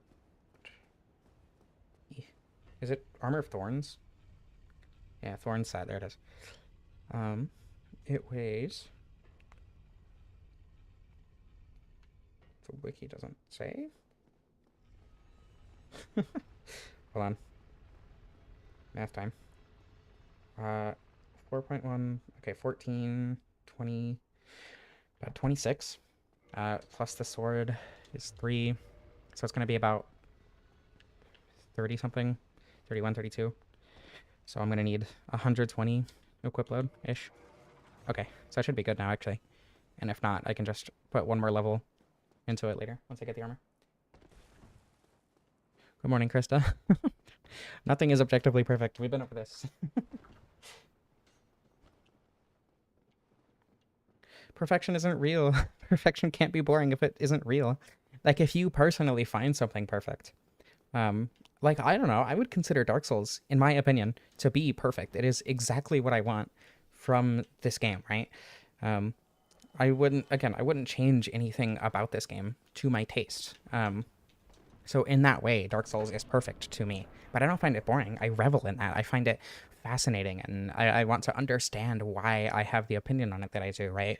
If you find perfection boring, then you're not delving deep enough into it.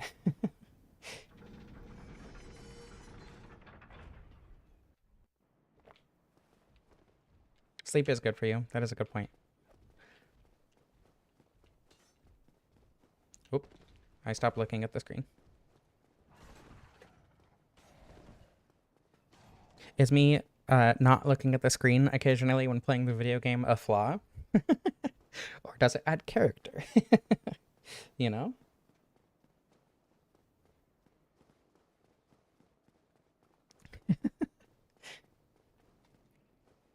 Now, for me personally, for my goals with my gameplay, I would consider it a flaw, but that's subjective.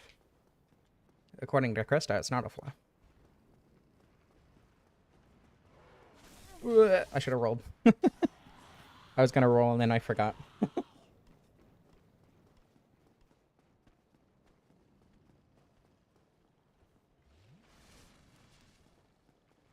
Why do you have to describe it as flaws? There's nothing objectively wrong with me. There's nothing objectively bad about me, right? I'm using me as an example because it came up. Like, yes, I am me because of my differences from others. And things that you might not like, someone else might adore or give me character or whatever, right? Those differences that you might not like could be, which you personally would consider flaws, someone else might not consider flaws. So, like, again, calling them flaws is the issue. It's not a negative. And flaw implies negativity.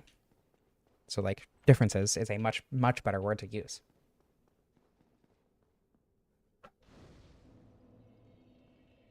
It's not about how you use the word. It's about what the word means. Flaw is a thing that, again, that separates it from the ideal, right? So if you have a flaw, like if you think that there is an ideal for what a person can be rather than several ideals or whatever, then yeah, everyone being perfect under your definition, you know, that would be boring. But there are so many ways to define perfect and so many ways to be perfect for individuals, let alone, you know, anything ever. So calling perfection boring is, again, I think too shallow of a thought.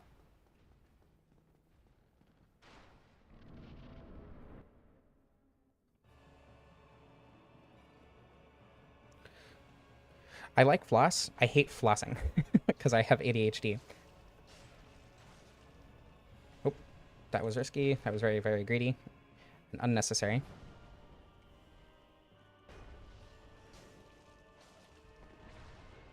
Oh, also greedy. Uh-oh. Wombo combo.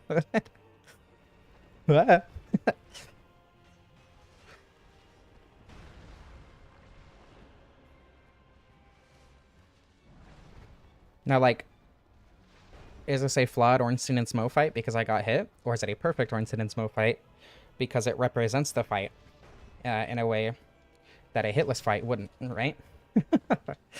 There are so many ways to define flaws and how subjective it is and what perfectness is and how you can even get to perfection. Like, I just don't think they're very useful words outside of being heavily, heavily subjective. So saying something is objectively flawed just doesn't make sense. You know? Cool. Hopefully I'll get a bleed. That would be cool.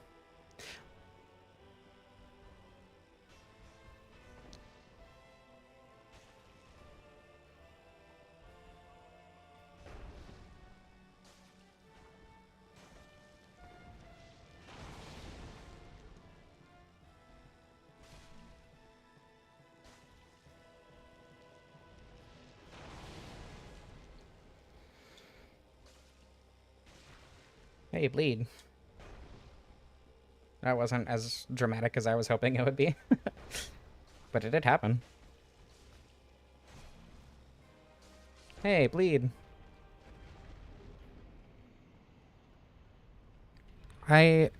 Perfection does not mean no room for improvement. If you take the literal definition, which is as close or as good as it is possible to be, then that doesn't imply no room for improvement. Like, for me, right, if I am doing as good as I possibly can, that doesn't mean I'm doing the best that it is possible to do. It is as good as I can possibly be in that instance, right? I think that's a more useful way of defining perfection, at least when it comes to individuals. Um, it's a more useful and a more uh, like I don't know what the word is. um, a more encouraging definition of perfection, in my opinion. I want dexterity, sure.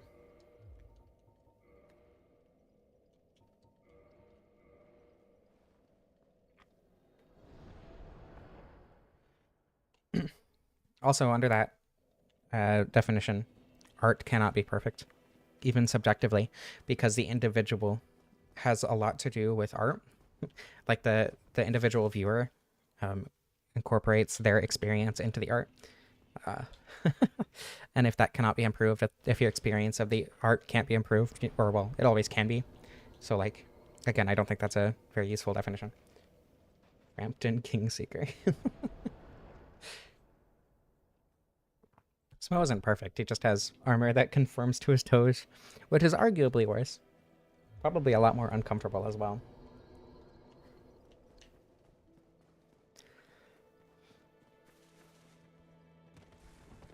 I would say no room for improvement is the hyperbolic definition of perfect.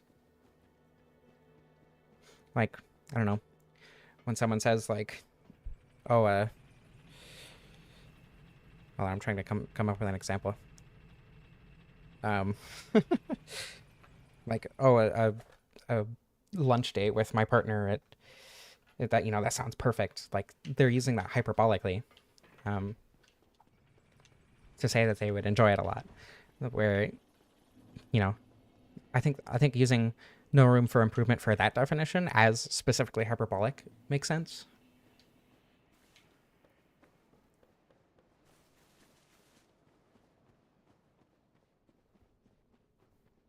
They're all exotic cheesecake slices in an alien deli. Oh, excuse me. Where actually like the bacteria culture on this slice of cheesecake.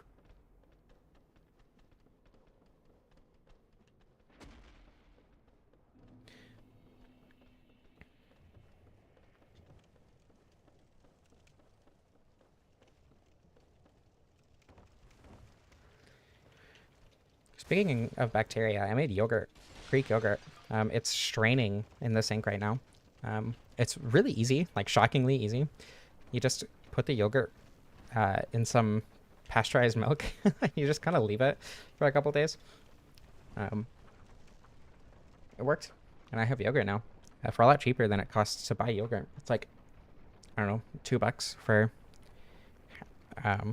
like a quart of yogurt, as opposed to the $4 or $5 that I spent to get the initial yogurt container.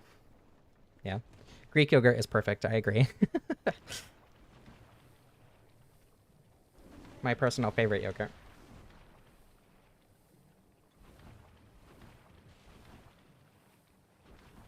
I identify as bacteria now. Literally being digested right now. I'm sure someone's into that. I like Greek yogurt because it's like sour and tangy. It's like what I think of when I think of yogurt, as opposed to the weird, sweet, slimy, like American yogurt. I don't know what it's actually called, but it's just like labeled as yogurt in stores. Oh, making tofu. I never even considered that. Um, we have tofu pretty regularly, like especially when we have like curry or whatever. Um, might have to look into how difficult that is. Because it would probably be cheaper than buying blocks of tofu.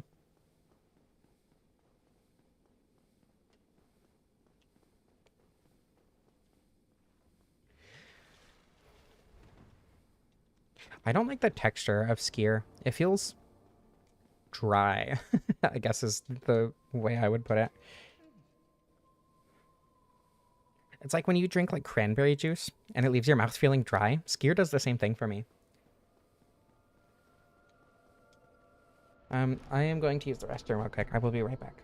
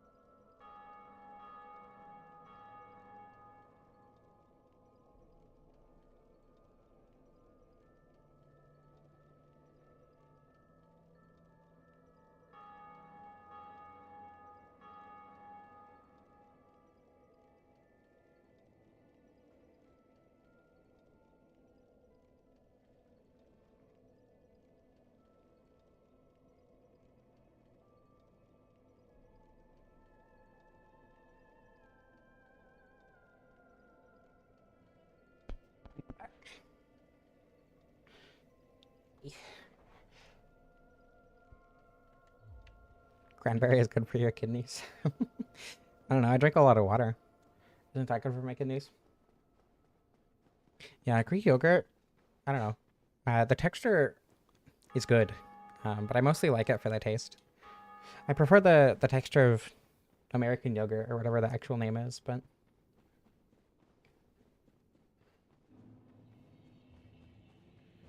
water is pretty great.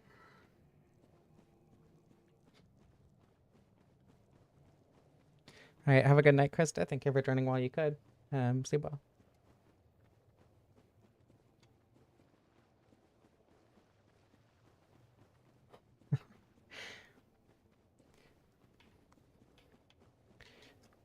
Um, I feel like most of the drinks that I drink are generally healthy, relatively speaking. Though I will admit that I probably drink more Diet Coke than I probably should. Like a can or two a day. Water is what real gamers drink. I usually prefer, well, not prefer, but I also like ice. Like if I'm just drinking something. Oh, right, Kirk shows up here. I need to do that before killing Fire Sage. Probably better to just...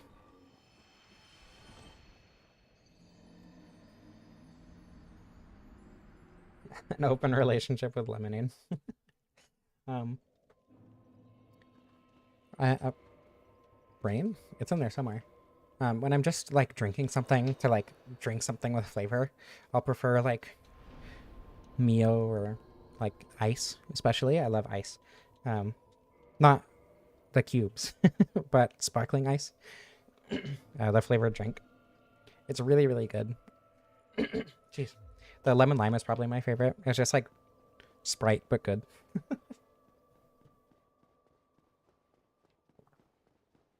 But, Jesus. Most of the time I just drink water.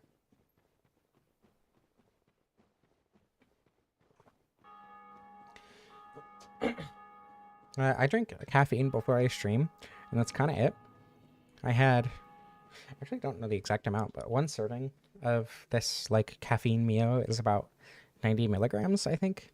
And I drank like 2.5 servings of it ish, which was more than I intended, but it tastes like Smarties, like American Smarties, which is very weird. Or kind of like Sweet Tarts. I was told it tastes like Fun Dip. It's like very candy sour. The blood of the Dark Souls.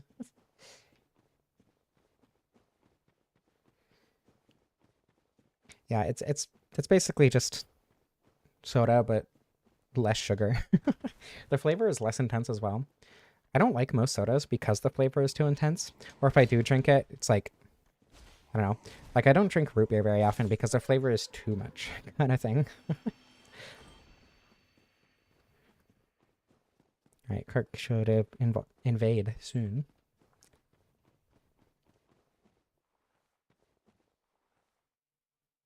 Do I have to go further?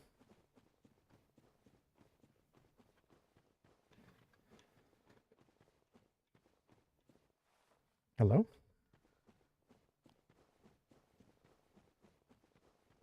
There it is. Okay. Don't want him to fall off the edge.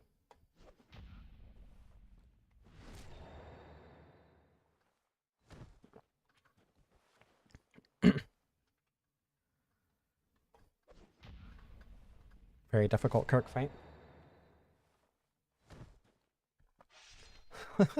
Yeah, I don't like Dr. Pepper at all. That's a great example of a soda that I do not like because the flavor is too much. It tastes like, I think it's pronounced maraschino cherries. It tastes basically exactly the same to me. I do not like Dr. Pepper.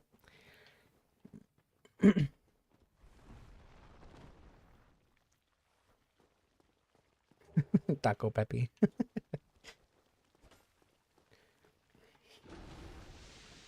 Kirk's armor, after we defeat him the third time, will be next to the fair lady down in that hallway that has nothing in it.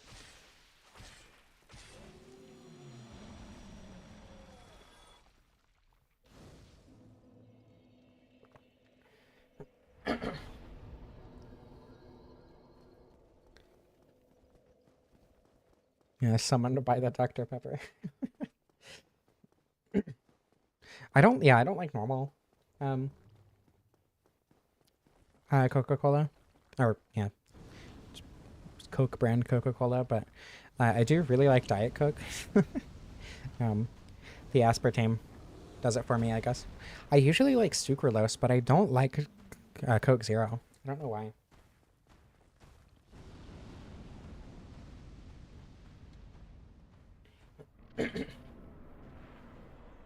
Diet Mountain Dew. I mean, Mountain Dew Zero is okay. I get that from Taco Bell when they're out of Baja Blast Zero. Baja Blast Zero is very much a Taco Bell only thing for me, though. Mountain Dew generally is a Taco Bell only thing for me, I think. I used to drink Mountain Dew all the time, but not my favorite anymore.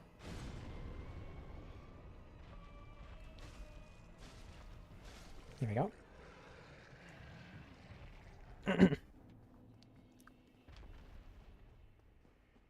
I understand disliking Mountain Dew, but I enjoy it quite a bit.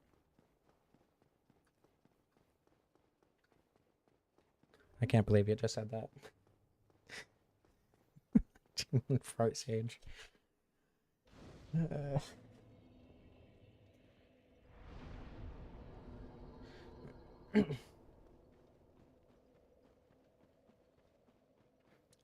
12 Estus Flask. It's someone, 2 people kindled, in fact.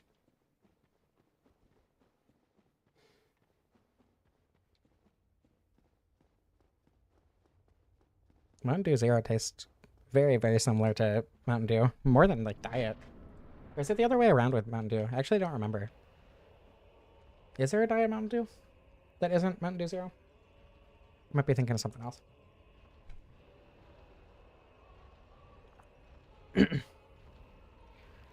Yeah, being the gamer drink doesn't really give it much credibility in terms of being good.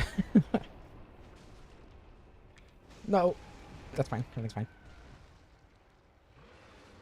Okay, it's gonna take 2 hits. Oh my god, to kill you.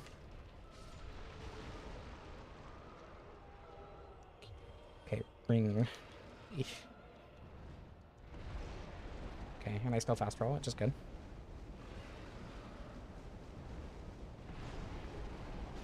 Sorry to do this to your ears, but it must be done. Ooh, owie. That hurted.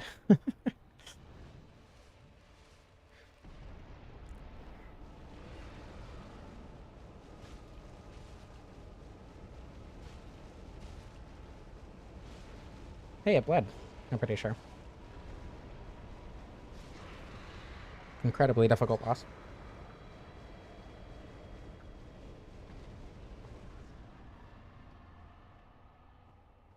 It's called Squirt. My grandma used to love Squirt. It's just like a lemon lime, right?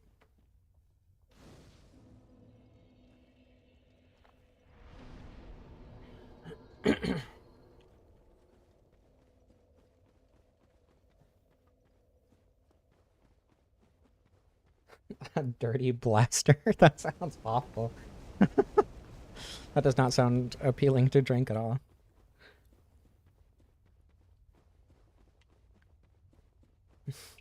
Hello, I like dinosaurs. Welcome.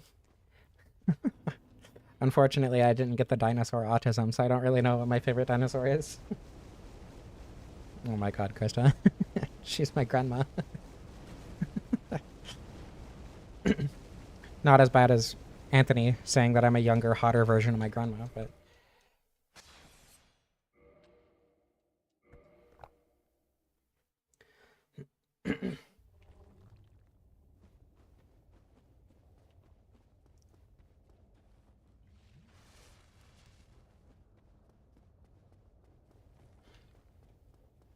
Okay.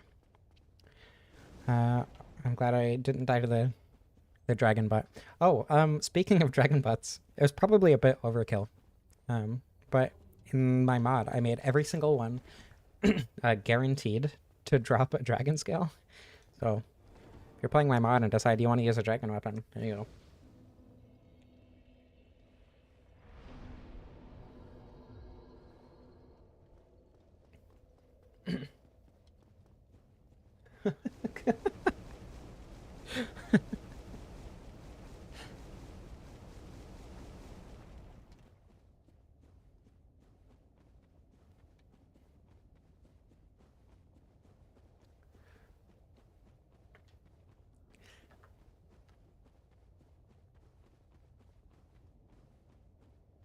the top half.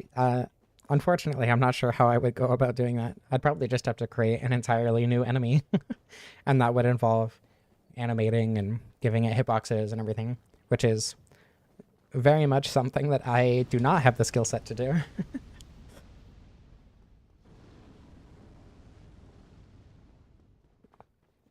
Ones in Congress, yeah. I think the ones in the Supreme Court are also pretty terrible. Double dragon butt. Attach a dragon butt to the dragon butt and make it do like cartwheels to get around.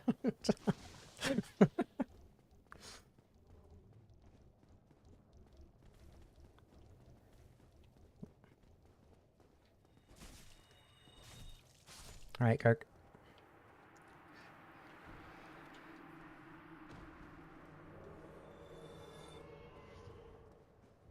Oh, does this... I think this is a shield bash shield, isn't it? Not a parry shield? Yeah. Okay.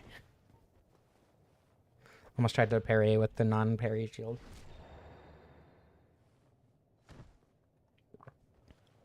Yeah, I'm pretty sure that's a daughter of Izalith. I'm not sure about the lore around the rest of it.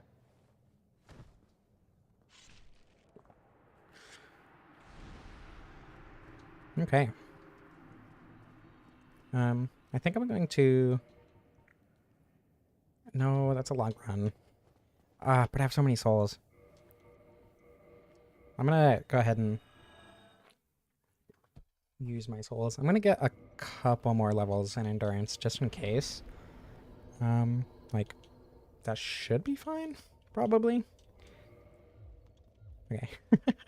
Now I'm not worried about dying to the beta chaos. Which hopefully I won't anyway, but, you know, if it happens. I was gonna go all the way back to the Daughter of Chaos, but that run is a little bit too long for me. Even with the shortcut.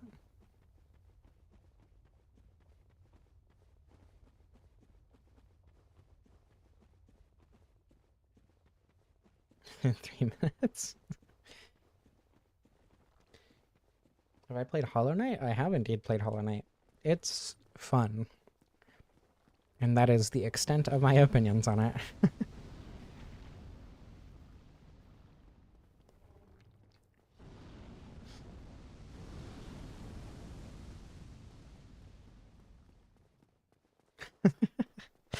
Yeah, I mean, it's fun. I played it a couple times.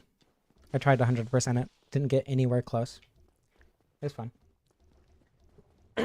Didn't stick around long enough to like 100% it even remotely. I think I got to like 60 or 70% or something.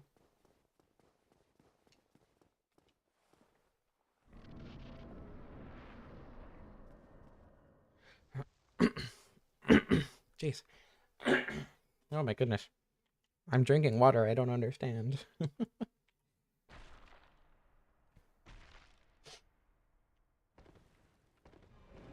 Oh yeah, is it Godhome? That's like all the bosses back to back to back to back to back to back to back. Pantheon 5. Yeah, it doesn't sound fun. 100% is shorthand for 112%, because 100% implies doing everything in this context.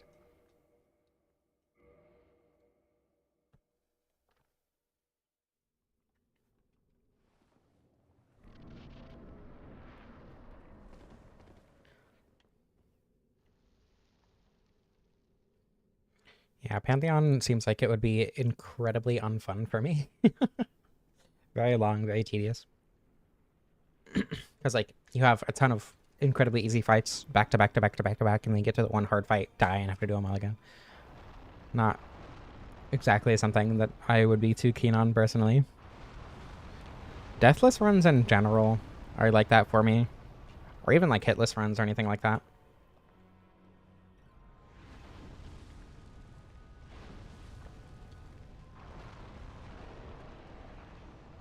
Eesh, ouch. Okay, hard part's over. Mostly.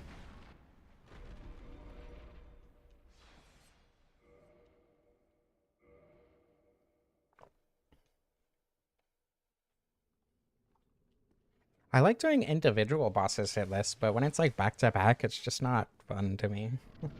I think that's the thing.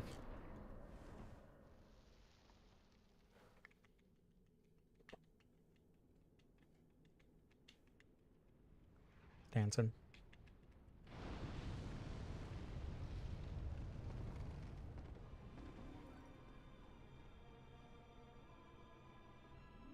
Come on. Do the thing. Come on.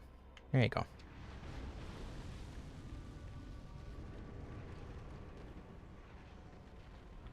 Cool. I almost got obliterated.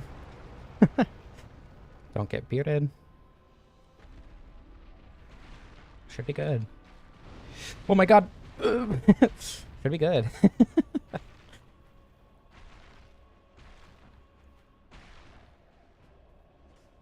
Come on. There we go.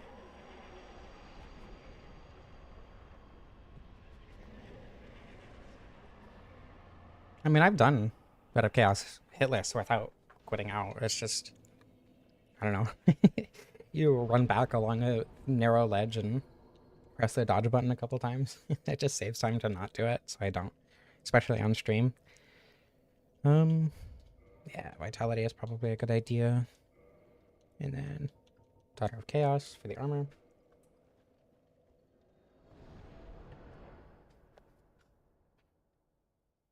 I mean, it's difficult because it's so long, right? You gotta stay focused for the whole thing.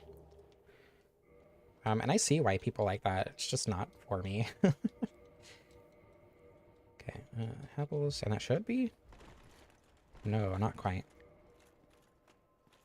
33. It should be without the shield, right? Yeah, okay. I'll get another couple levels so I can use the shield, but I probably won't use it very much anyway. Let's do 4 Kings next.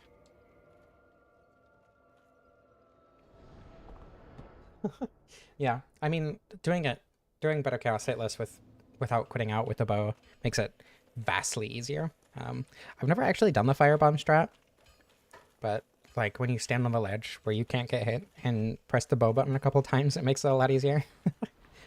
I don't know, Bed of Chaos is very, very consistent, ironically, with the name Bed of Chaos, but it will always do very similar, if not the exact same attacks, basically every time. Sometimes it'll Firestorm in an unfortunate spot, or like use its like Comet Storm attack. But yeah, generally it's very, very consistent. And I can do a Bed of Chaos deathless, 8 times out of 10, and one of those 10 is only because I mess up the jump to the second node.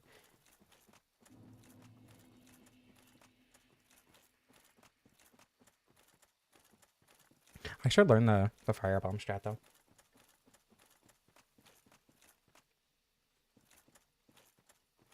Pet it into oblivion.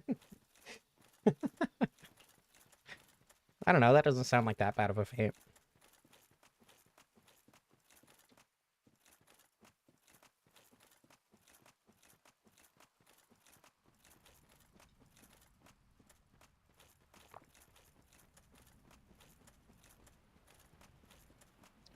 I'm sorry, Kirk is finally clothed in her clothes.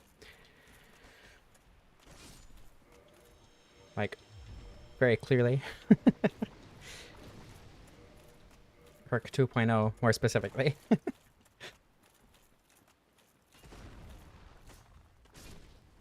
2 hits on the crystal golems isn't bad. I do want 40 dexterity.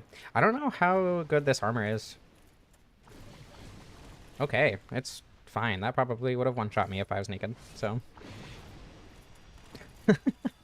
Considering I got hit twice by the water. I'm not used to wearing armor in this game, especially like good armor. When I wear armor, it's usually gold helmed or like half the chain set or something.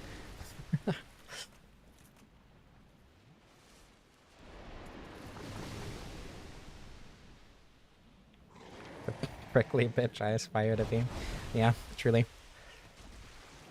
I might do R1s just so I don't have to do all 7 heads.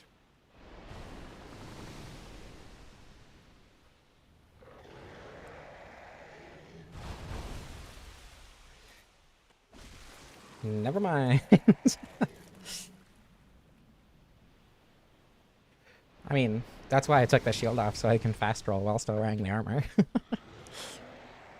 Though Kirk does mid-roll, so it's not accurate, but I don't really care. I might struggle hitting the final head. Do I have, like, fire bombs or anything? Oh, unfortunate.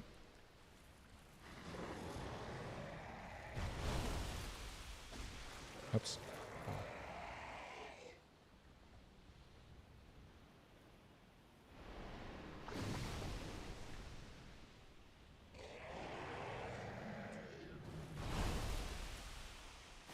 Whoops. Oh my god. There we go.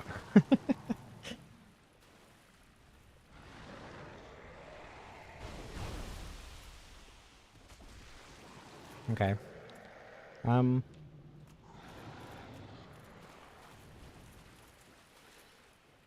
No. I could have gone a little farther.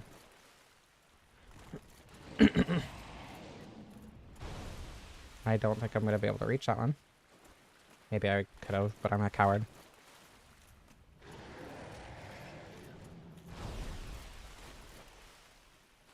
Ugh. I hate this. Might try to do the thing where I, like, get up here and smack it through the wall.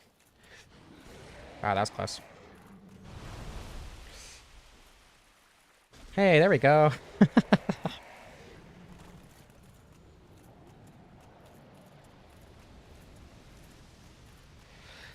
Yeah, but to be fair, they have Dark Souls 2 and 3 do have higher thresholds for mid-roll. I think Dark Souls 2 is 50% as opposed to Dark Souls 1's 25%. So Dark Souls 1 is a lot less forgiving. But I also usually don't level endurance in Dark Souls 1, or any of the games really. Except for Dark Souls 2. I level endurance in Dark Souls 2, but obviously that doesn't do anything for equip load. I wish they had tied strength to equip load in Elden Ring. Like, I know why they didn't, but they were... I think it was like that in the network test. And it was really nice to be able to use a giant weapon and decent armor without having to rocket your endurance to the sky.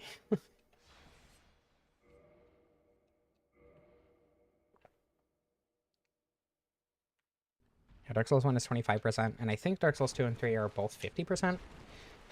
I forgot about Armor of Thorns. And then, you know, obviously Bloodborne doesn't have roll equip loads. I'm not sure about Elden Ring. I think it's also 50%. And then Demon Souls, I think, is 25%. But also armor is less important in Demon Souls. No poise or whatever. I guess it's also less important in Dark Souls 3 for the same reason. And Dark Souls 2, poise is weird, so I don't know. It's not weird, it's just unintuitive, I think is more accurate.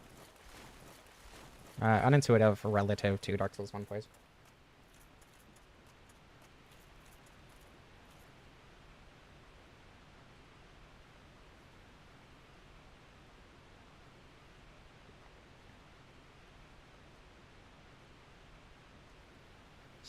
Oh, heavy load, not medium. Oh yeah, I guess that it doesn't slow down your roll until heavy, huh? I forgot about that. Yeah, Dark Souls 1 poise it feels the most intuitive. I understand that a lot of people think it's kind of overpowered. And like, I don't disagree. How much poise do we even have? 6, 16, 22, 31, 40? 40 poise. So this is equivalent to a wolf ring. You should be more comfortable with your body and understand that your body has a specific weight that it's going to go to, and if you're hungry, you should eat and satisfy your body's nutritional needs. If you want to have a specific body type, it's going to take a lot of work, but also that you shouldn't be ashamed of having a specific body type. And if you need to eat, you should eat.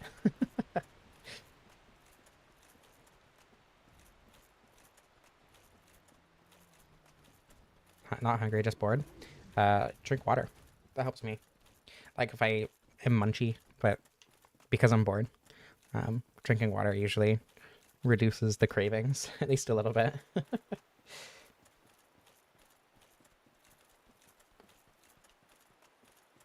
eat ice cubes. I like popcorn. Popcorn's a really good snack. High fiber, low calories. Unless it's obliterated with butter, but even then, like, a bag of, like, store-bought popcorn is usually only about 400 calories. I hate 3 a.m. water. Just because when I wake up, I get, like, morning breath. Like, even if I brush my teeth the night before, like, just before I go to bed or whatever, I always get morning breath. I think it'd be funny if the Armor of Thorns bled. Like, it built bleed up. If I can figure out how, I think I do kind of want to do that in my mod. Have the Armor of Thorns build up bleed.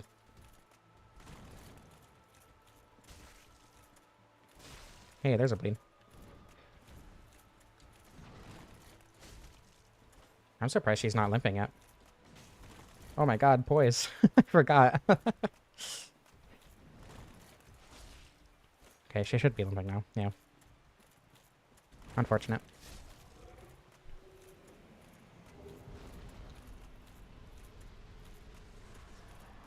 Peanut butter banana is good. I don't know that I would enjoy it with bacon bits.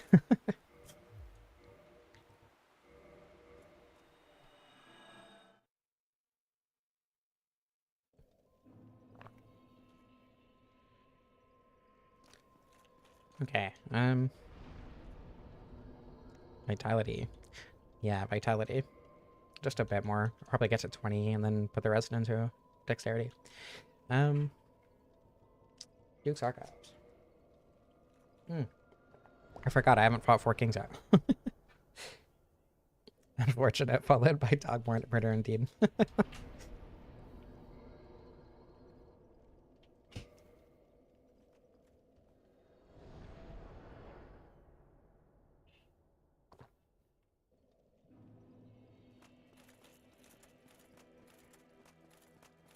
Oh, I probably should have actually gotten a little bit of endurance, huh? I kind of forgot about that.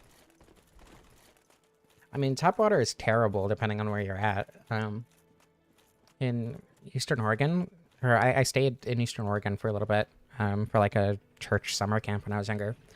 And the water there, it just tasted like chlorine. It was so awful, like rusty chlorine. It was so terrible. But like, you know, I live in Seattle now, and the water here is fine. Pretty good water. I lived in like rural Oregon coast, and we had well water, and it was pretty nice too.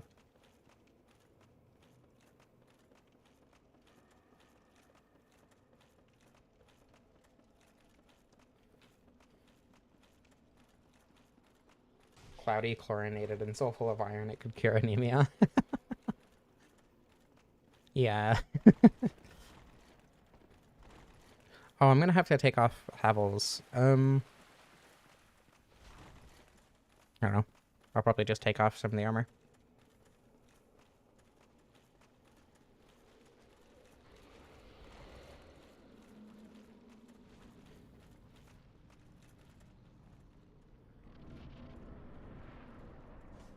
Okay, gonna go down so the ghosts can't attack me before I do any of the menuing. Oops. What's my equip load? Oh, I'm gonna have to take off. Okay, yeah, that's fine. Shirtless Kirk.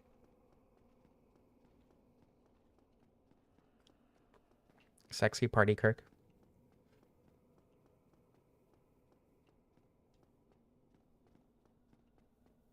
I mean, I know how to mid-roll it, but like running to the king is so much slower. It's not like it's too difficult or whatever to do. I just don't want to.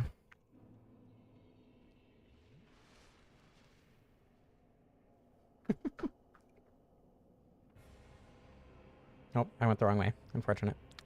I don't know the orientation from the bottom of the stairs rather than dropping from the very top. Okay. Yeah, damage isn't terrible.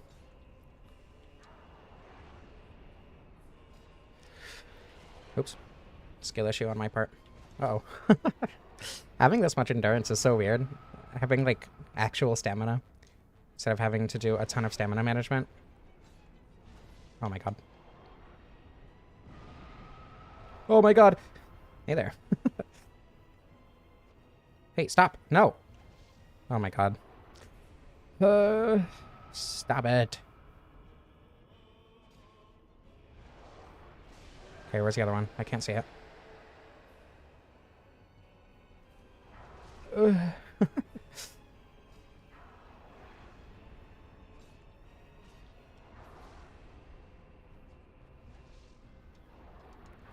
Ah, I rolled at the wrong time. I think that's gonna kill me. Never mind. Close, though.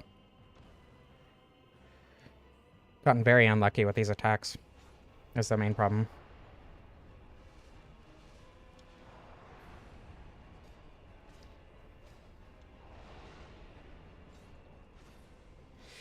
The damage isn't bad. I just need them to not spam their magic so I can actually use my attacks.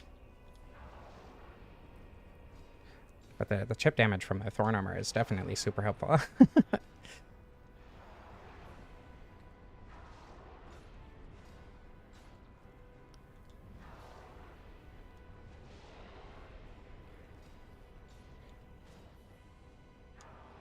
Oops. Skill issue on my part, I think. That heal was probably unsafe. Okay, never mind. Okay, even with that setback, it was still a pretty easy fight. All the magic spamming. There we go.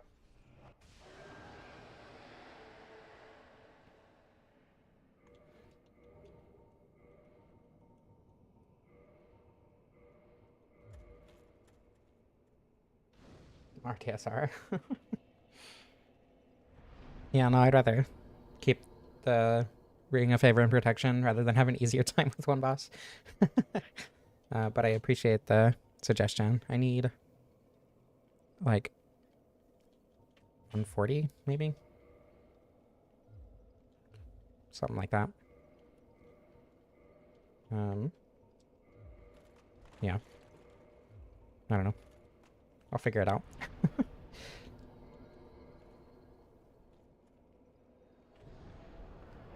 Absolutely broken. Yeah. Really made that boss fight a complete joke.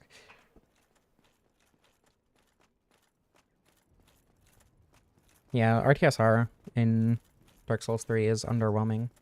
Unfortunate. Objective flaw. So true.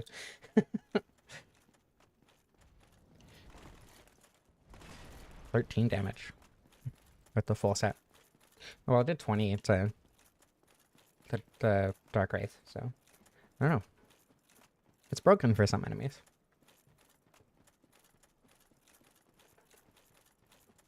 Does the damage increase with leveling up the armor? I don't think it does, right?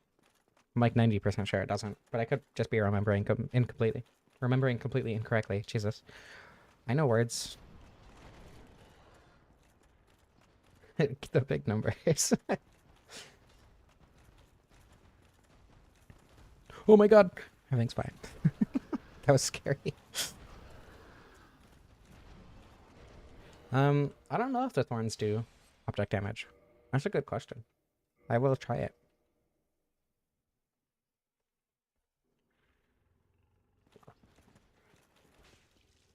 I forgot it was a straight sword. Wait.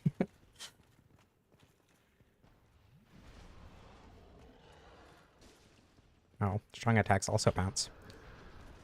Okay. Oh, greedy. It's fine. There we go.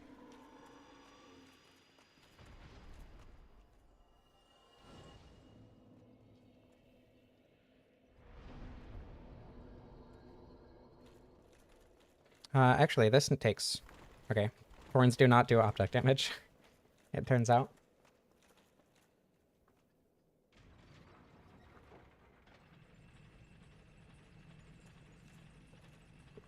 The tables are just wood. but you can't roll through them. You specifically have to attack them because of how the objects are set up.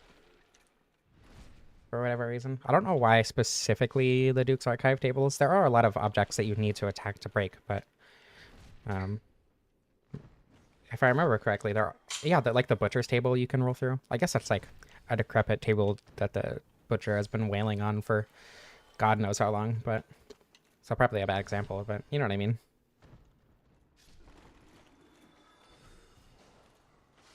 Oh, owie. That was... ouch. Oh. Oh my god. It staggers them? It does poise damage.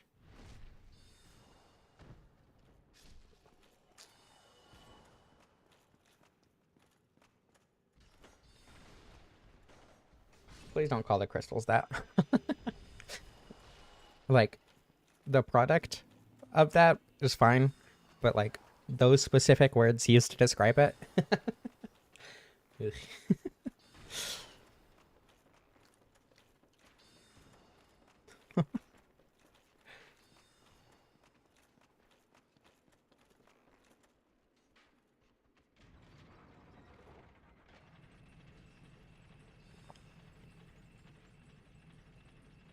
What? Why do you dislike Duke's Archives? Like, I would say it is probably the hardest of the 4 Lord areas, but I would say it's also the most fun to explore. Outside of maybe New Londo.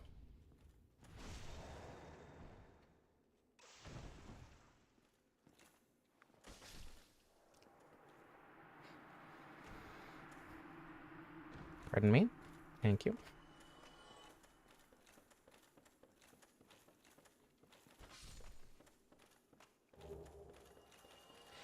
I added a bunch of green Titanite, like specifically enemies that can drop green Titanite, because I feel like there's not enough in the base game to justify, especially using multiple infusions that use it. Like magic and fire is just kind of off the table. It's one or the other. I didn't add too many static drops, though I'm planning on adding more. I was reminded of that.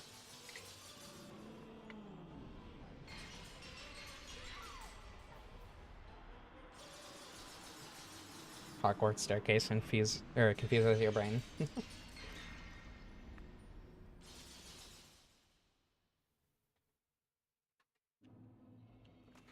I mean, you destroy, or you turn one, then you drop down to the other, and then turn that one, and you get there. I think once you know the pattern, it's pretty simple, but like learning it in the first place can be kind of confusing. Pasaka is almost.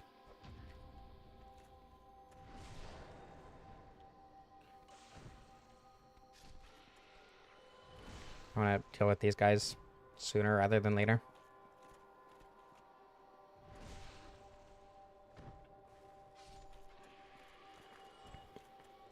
Yeah, there's just 2 staircases, and both rotate when you rotate one.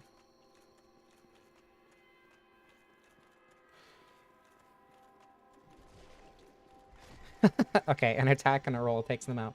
Good to know. Never mind. It must have been instability damage or something. Unless the sword does piercing. It does not. Or thrust damage. Wait, what does thrust damage? The roll? Huh. Interesting.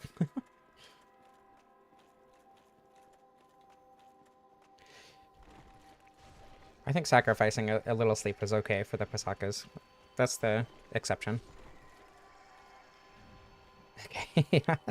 Have a good night, Krista. Sleep well. I mean, the Pasakas are just like maidens that Seath experimented on, right? That's their whole deal.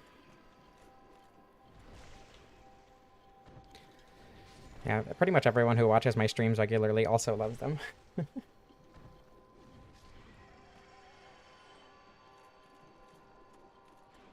Whoa, what the? The snakes are coming.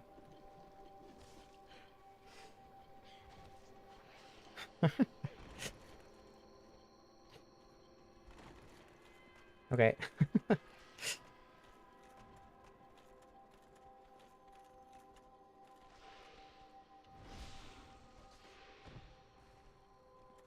Oh my god. Okay. The armor saved me there. Oh my goodness.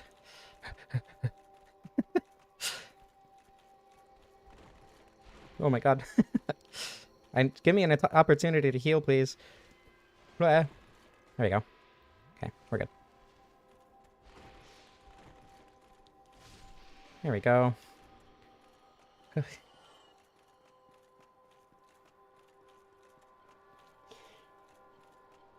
Yeah, they're lovable. That's the reason people here like them.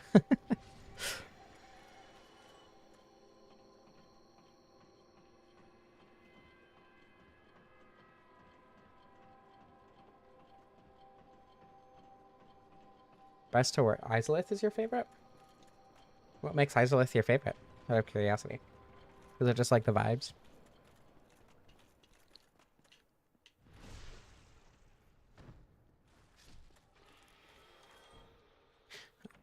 I don't know. I think Tomb of the Giants would be my least favorite just because it feels the least fleshed out, if that makes sense. But I do like the gimmick. I don't know why I pulled that again. My brain was like, you gotta turn off the music.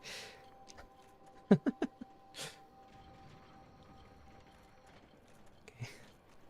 There we go. Just don't want to call yourself out, and it's fine. Everyone here does it. No one's gonna judge you.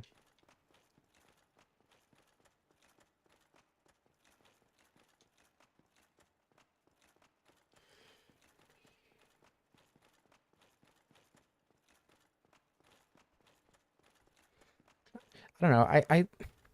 I don't dislike the Izalith shortcut, but just because the run from the bonfire all the way to the boss takes so long, it disincentivizes me from ever using the shortcut, even if for whatever reason I don't want to fight.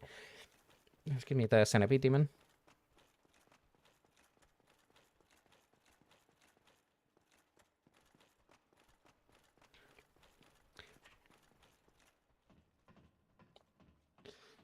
I feel like a Pasaka cosplay would be pretty difficult. As someone who doesn't make cosplays, I don't know. Seems pretty difficult to get like the tentacles to move properly and everything. Centipede Demon is a 2-second fight that is incredibly easy. I would rather do that than spend multiple minutes running to the boss every single time, especially with Bed of Chaos, where sometimes it just decides to do an attack. Oh my god. Let me put humanity on my top part. Okay. I had to do the second heal, otherwise I don't think I would have survived. Ouch. Skill issue on my part.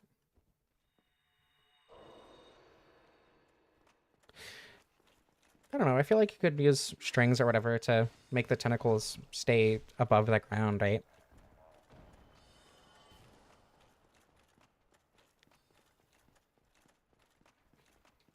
Or like, steel wire under foam or something.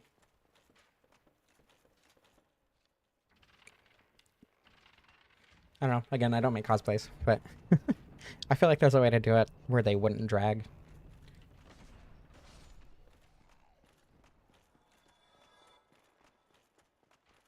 Okay, let's see if I can make it through the archives first try. That would be preferable.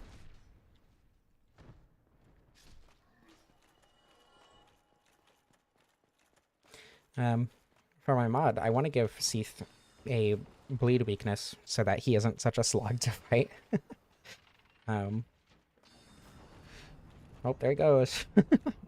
I really, really dislike the Seath fight. It's definitely my favorite, my least favorite boss in this game, and I think a bleed weakness would make it more fun, because then you're like thinking more about what weapon you're using. Same with like Stray Demon Knight. I like the Stray Demon fight because I have to like actually think about what weapon I'm using and how frequently I'm attacking it and everything. Not that it's hard or whatever, or it's super engaging, but I like having the opportunity to use different gear than what the rest of my build is, specifically to have an easier or quicker time dealing with a boss. Okay, what's the actual weight? Does someone want to do math? 133. 33 times 4 is Oh, never mind. Fast roll. Okay, no math required. 132, I think. Okay, and stoned. Math is scary. Understandable. I'm not stoned. I'm actually hyped up on caffeine, and math is still scary.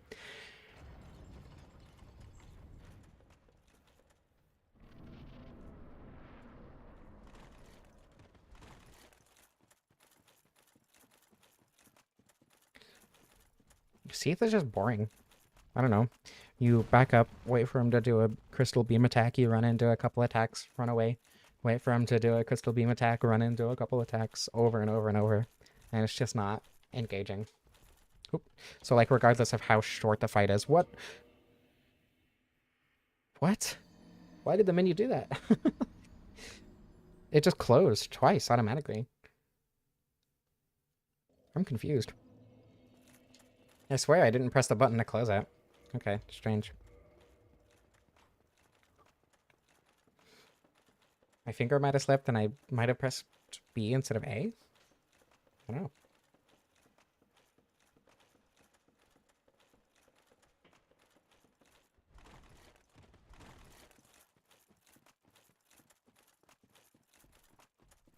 It's down to take caffeine. I don't think that would equal out like that.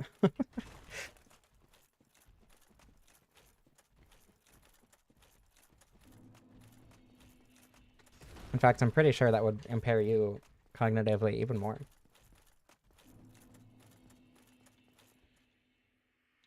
That time my finger did slip, and I didn't mean to jump there, but it's okay. I survived.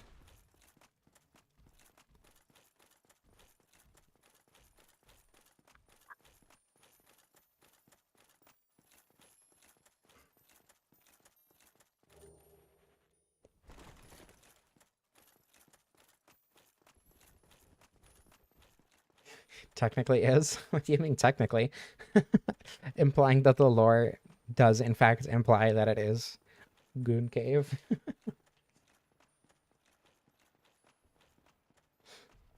Yeah, I'm pretty sure a sleep aid and caffeine would not cancel each other out.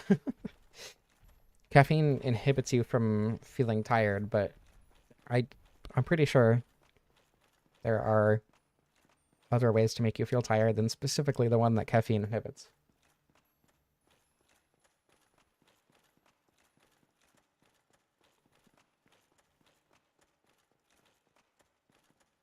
It just is.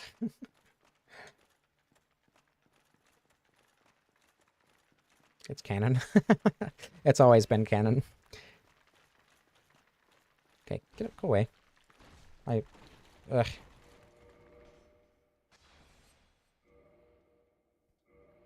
I mean, yeah. I guess he is experimenting on maidens and stuff. It checks out. Okay. Please. If the clam got in. What are you doing? Tail cut time.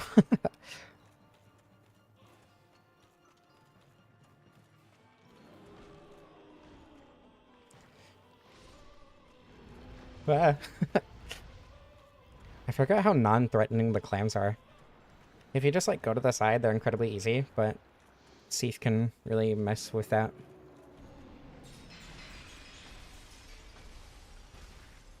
Okay, 5 attacks is probably greedy, if I'm being honest. I guess it's fine. Ah.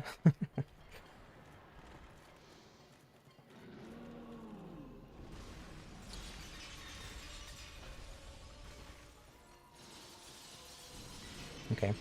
My greed has been rewarded, so it's okay.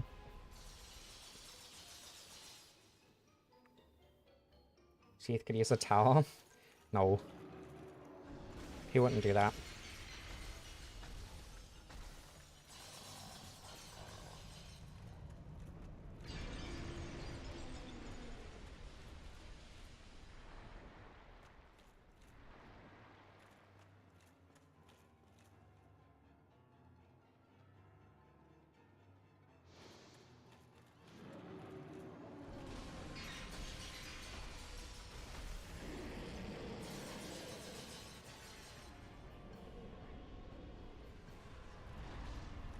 All right. Cool. I'm pretty sure menthol, yeah, menthol, and capsaicin do not cancel out. um, Nito is all that's left, huh? Not used to fighting better chaos first. It's confusing.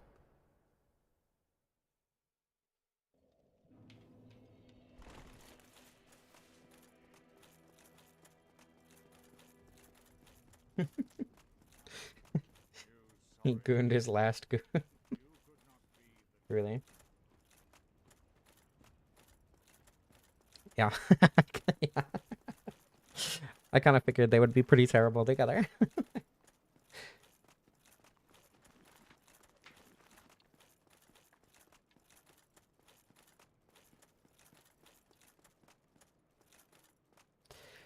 Personally, if I could talk, I don't enjoy ascribing a value to individuals.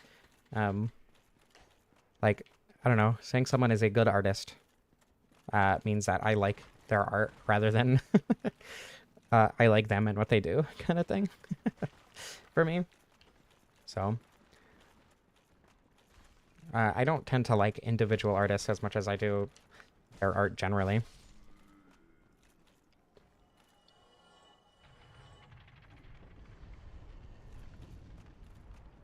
Excuse me.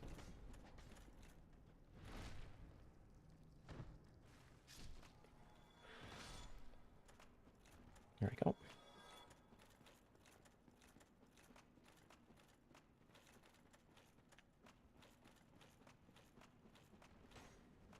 Friday night.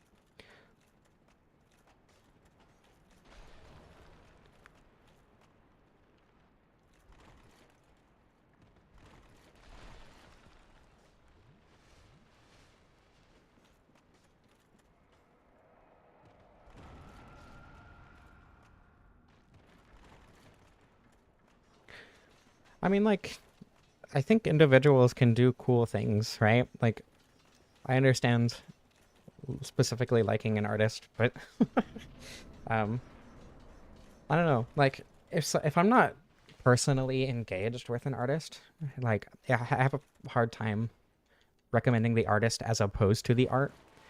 Um, like, I don't know. For example, I love the music that the Amazing Devil does, right? I think they have really, really good music. But I would say, oh, Inkpot Gods is one of my favorite songs, rather than, oh, The Amazing Devil is my favorite band, right? I find that, like, I don't know. For me, I find that makes more sense.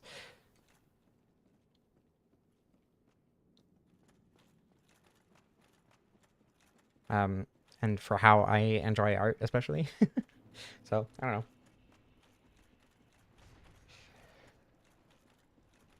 Like, instead of, for instance, what do you like about Willwood and what piece of art of theirs? I think they're a music artist.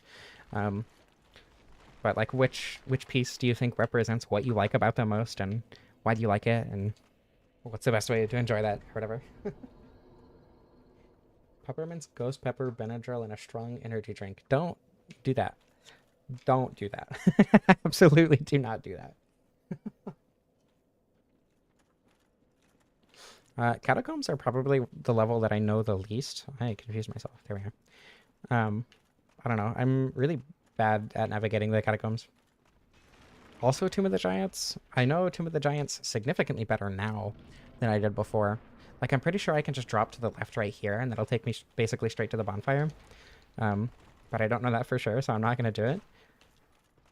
Because, again, I don't know this level as well as others.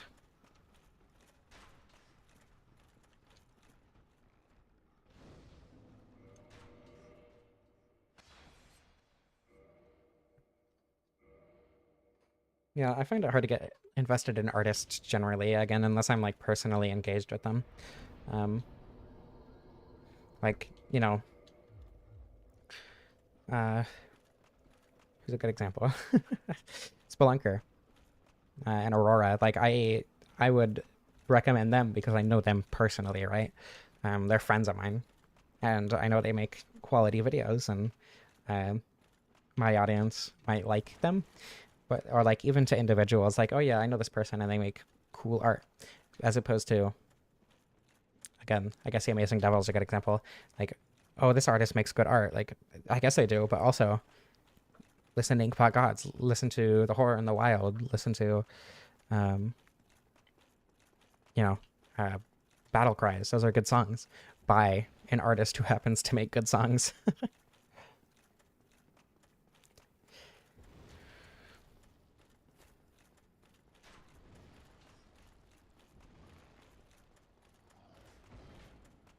It's a teenage thing. I don't know that I'd say that. Oh my god. Actually, like I wouldn't say I particularly like FromSoft specifically, right? But I do like a lot of FromSoft's games, and like a lot of people don't like Night Rain because of what it represents for FromSoft, but like I couldn't care less about FromSoft as a company or like what they're headed to. They made a game I like, and that's where my relationship with them ends, and that's fine. Wow, that was very little fall damage. That was lucky. Okay, I want the skeletons to come to me quickly so that I can get rid of them before Nito gets here. Oh my god, poise!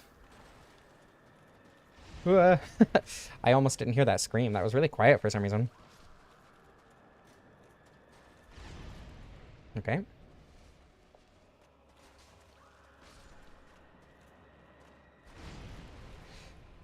No! That's mean. Nito, stop screaming. Oh my god. Jesus.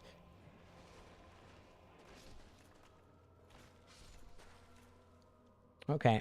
Everything's fine.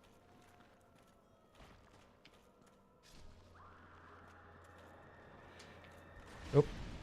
Eesh, timed that roll really bad.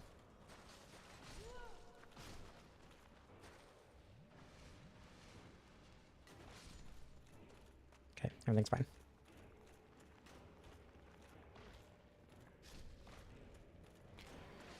Thank you. Appreciate that. Okay, our damage isn't incredible. It's not bad.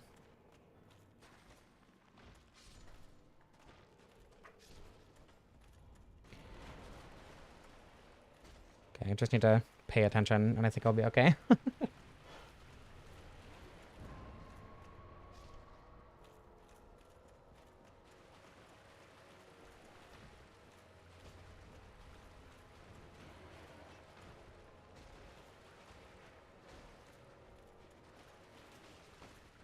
Oh my god. Excuse me. Oof. Ouch. Yeah, I mean, it's fine to scream sometimes, but not 6 times in a row.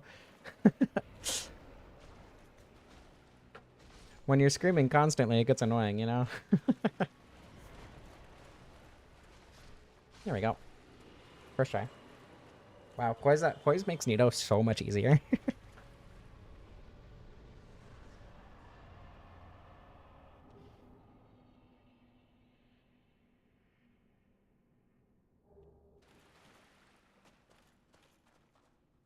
Wait, Ashley doesn't have spiders. I'm confused. Oops. DLC time.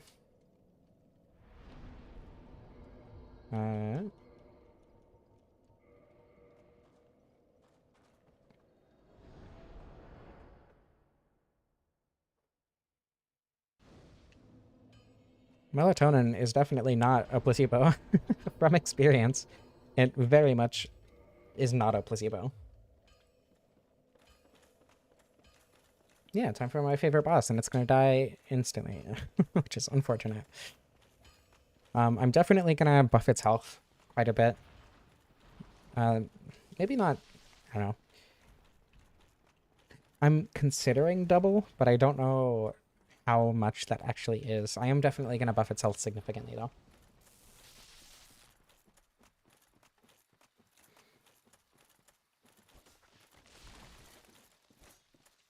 No, like, melatonin is the chemical that your brain uses to make you feel tired. Melatonin, the drug, is not a placebo. Just objectively, it is not a placebo.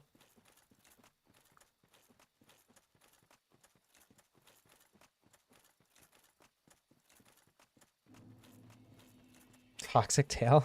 Maybe not that. Especially if I'm already buffing poison to be faster. Or buffing is a strong word. I'm making it faster, but not last as long, like Dark Souls 2 style poison. So I don't think toxic is necessary for that. Especially with how easy it is to avoid the tail. But I do want to make the water in the arena slow you down, like the water in Dark Root Garden. And I'm also going to put, or I also already put the Rusted Iron Ring up near Havel's Tower.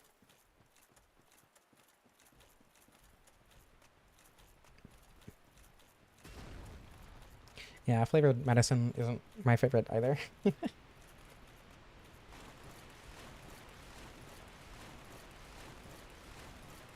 I don't know, like Flintstones gummies are kind of nice. I actually haven't had those in years. I think last time I had those, I was like 6 or 7 years old. My grandpa would grab 2 out of the jar and have me guess the colors before I took them. I don't remember how that started.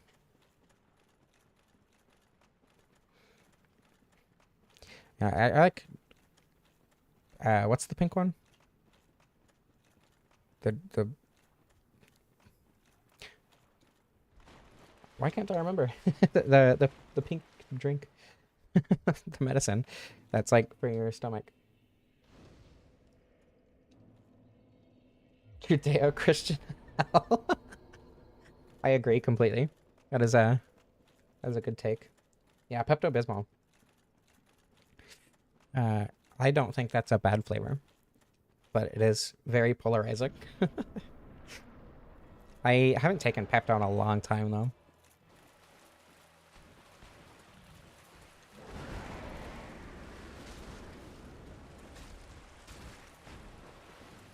Wow. Half its health. Uh-oh. Okay.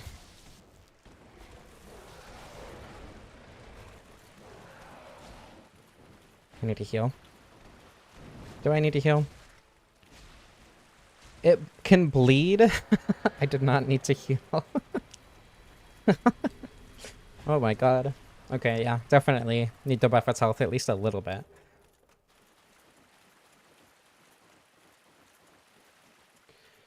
Well, I mean, they're not. The bismuth isn't in crystal form when you're drinking the Pepto. So that's a bit of a misrepresentation. But yes, there is bismuth in Pepto.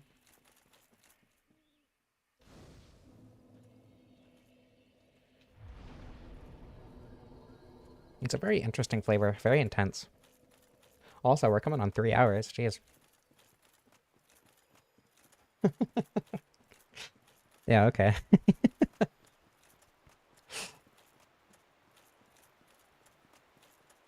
Lesbian from Steven Universe.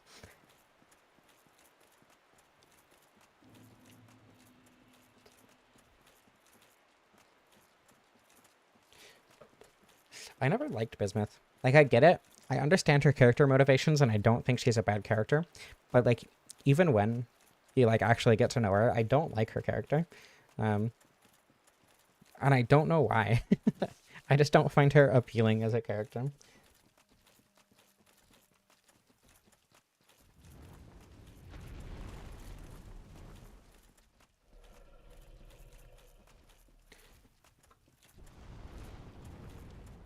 Which is one of the very few characters in that show that I had that experience with. Same goes for, like, White, I guess. But yeah, I genuinely don't know what it is. It's just I don't like her.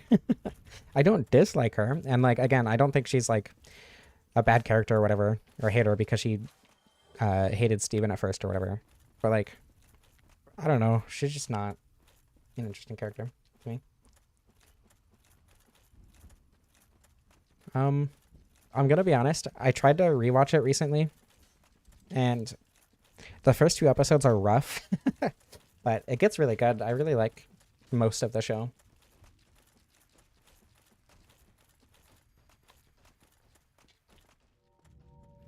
I don't know. I don't love Peridot, but that's not because of her character. It's just because I don't like how they handled her and her like motivations and character growth and everything. I don't know why.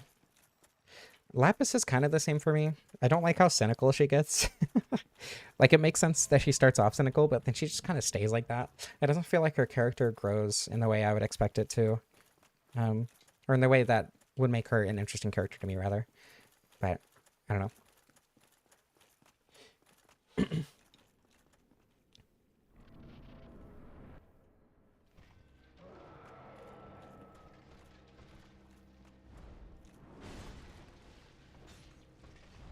That was greedy. Unnecessary. Unfortunately, I do need to pay attention to Artorius.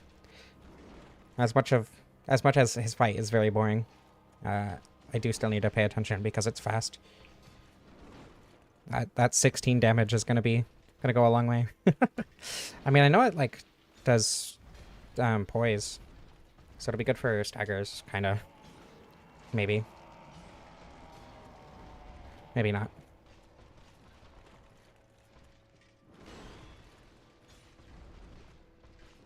Ouch.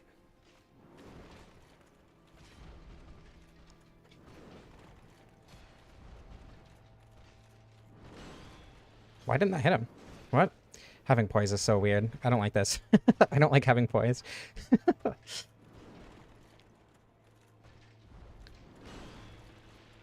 I need to heal. I need to get an opportunity to heal first, though.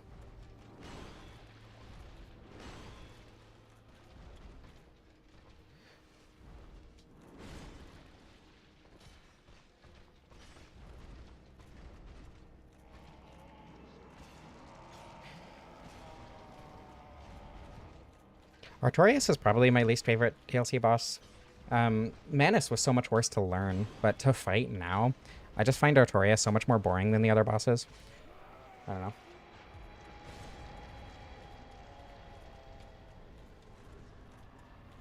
know. Yeah, I got shoved in a shed. That's exactly what happened. Very true.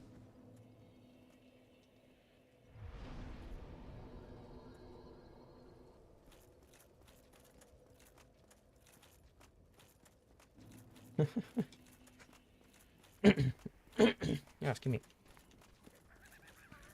It was a mercy. It killed Artorius out of mercy. It's a he/him lesbian.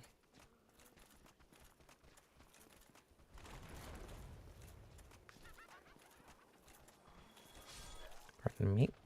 I assume that was instability damage.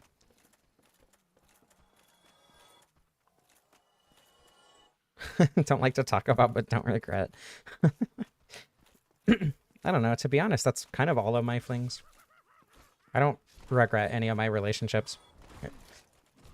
Talking about them can be hard sometimes, but not because of the person or whatever. It's just because, like, it's weird to talk about. I don't know. That's not true of a lot of them, actually. I'm comfortable talking about, like, past partners to current partners and stuff, but I don't know. I don't regret any of my relationships. Maybe how I acted in them, but, you know. That's just because I used to be a terrible person.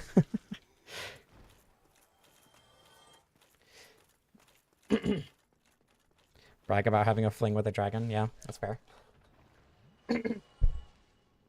Ah, jeez. Phlegm. Coincidence? I think not. Oh my god. Okay, I think I'm good for a little bit. Yeah. I guess either. Oh my god. 1 second. I'm gonna mute my mic so I can clear my throat heavily. I'm not dying. I just have phlegm. Probably because of the energy drink I had this morning. Anyway, yeah, I don't know. I guess either I know how to pick them or my behavior dissuaded people who would be abusive and terrible.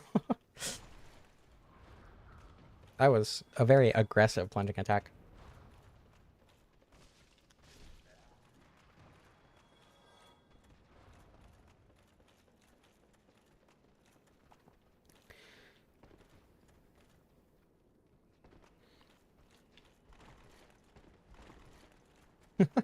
I had to click off of the game, so it lost focus.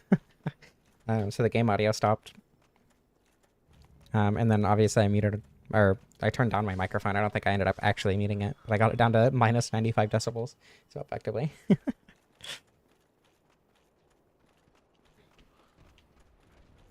Gonna be a little bit careful with these guys.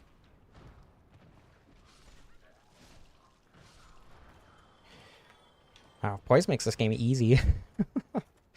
Why did nobody tell me this? At least for a new game. I know enemies do a lot more damage in New Game Plus, which can make poise kind of detrimental, but...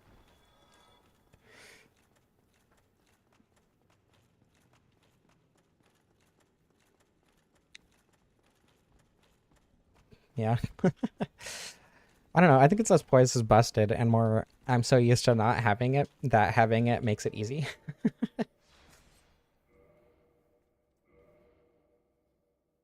I don't know. I find it hard to say that anything in Dark Souls is busted because it's not like the game is specifically supposed to be hard. It's just supposed to have challenges that you're meant to overcome. And overcoming them with better gear is entirely valid, right?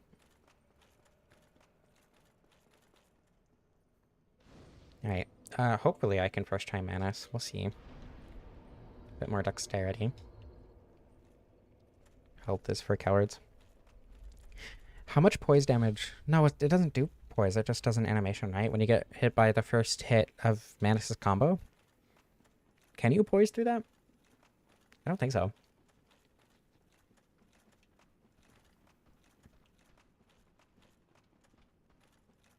Dark Souls 2 armor is also really, really good. Dark Souls 2 is very much about having good gear. That's kind of the whole point of Dark Souls 2. I would say it focuses more on like your build and gear than Dark Souls 1, which focuses more on like having knowledge of encounters to make it easier. And the Dark Souls 3, which is just like technical skill at playing the video game. Largely, like you can do other things in the games, but most of the time it'll be most effective to use, you know, the relative strategies for either game. I'm going to, while this cutscene plays, get my chat back on top because it's slightly under my OBS, so I can only see half of it.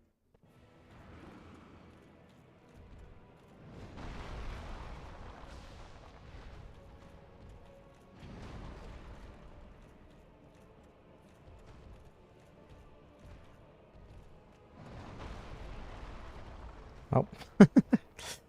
Okay, maybe be a bit more careful about dodging and being greedy and such. Does that have a follow-up? It does. Okay. I'm surprised I was able to roll that.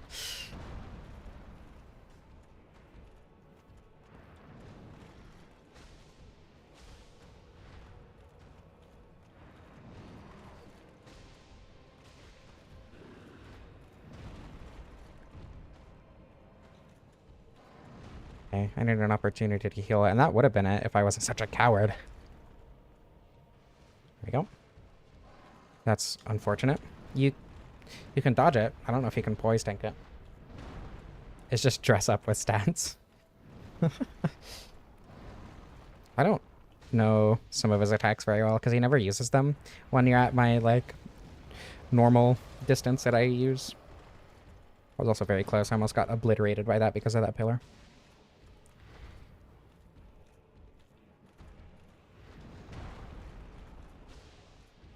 I should probably be using jump attacks, to be honest.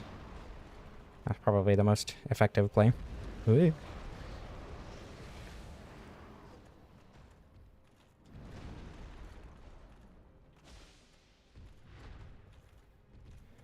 If not jump attacks, and at least strong attacks. Okay. Sunny delicious.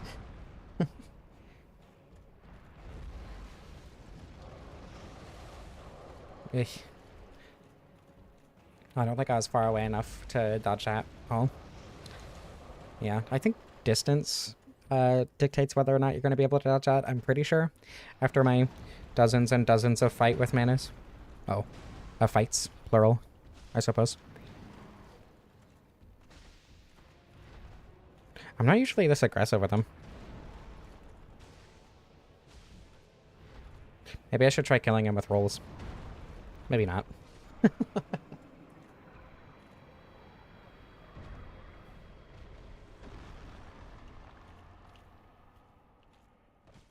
Wake up, Dusk.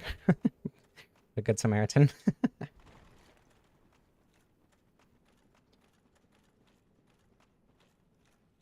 I've been meaning to play Lies of P, and I just haven't yet. I have it installed and everything. I just want to do like a video series on it, like I did with Dark Souls 3. So I just haven't played it yet. I did play the demo a long time ago, like whenever that was, but I don't know. I didn't love it.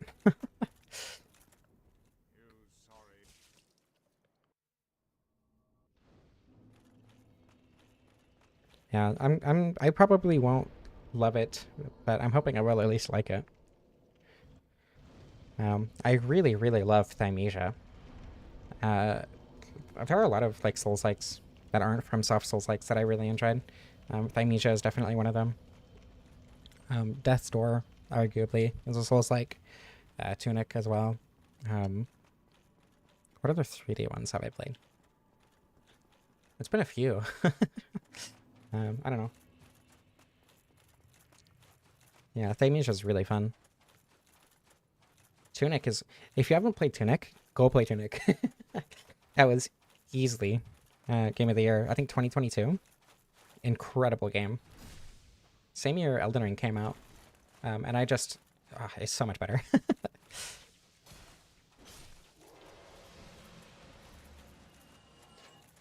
Immortal Shell, I didn't play too much of it. But I did play the first couple bosses and had a pretty good time with it.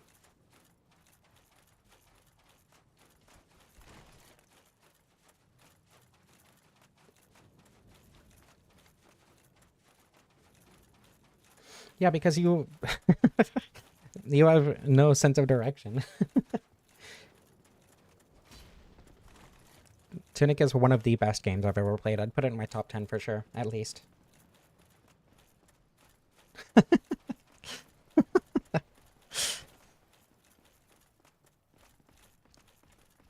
If you don't like an engaging world level with engaging level design, interesting and fun combat, engaging puzzles, and really interesting game mechanics that change repeat playthroughs, then I guess you won't like Tunic, but you know.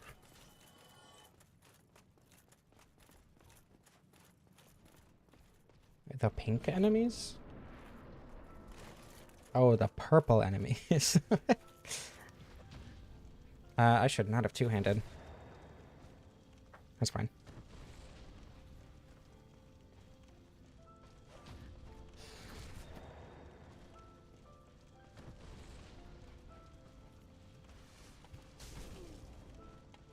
Oh.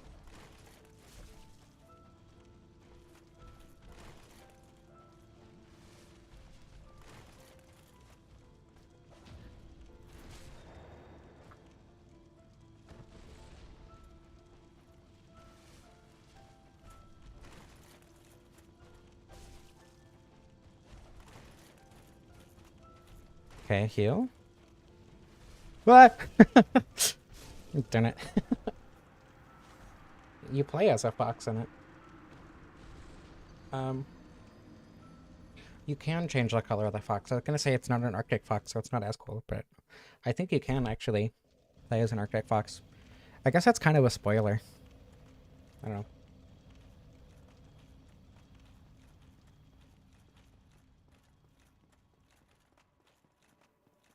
Yeah, Tunic is very much not a Zelda-like. You wear a tunic, you have a sword and shield, and you have items. But other than that, is very much not a Zelda-like.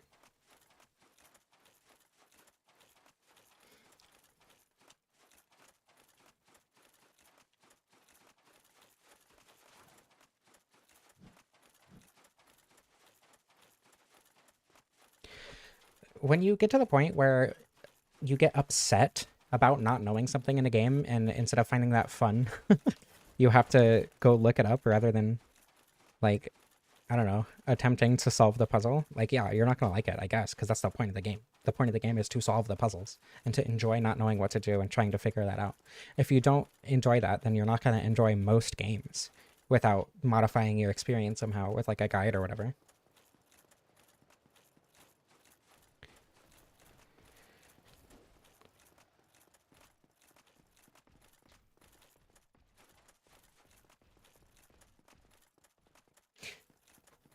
Ignorance is not stupidity. Don't look stuff up. If you're going to play Tunic, do not look anything up. Everything is a spoiler. It's so much more fun if you go in completely blind. Knowing things completely changes the playthrough.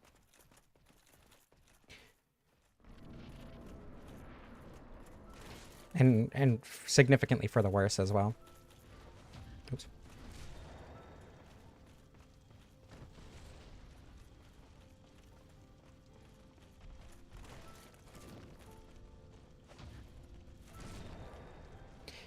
There are items that you cannot get until the post-game that you can get at any moment if you know what you're doing.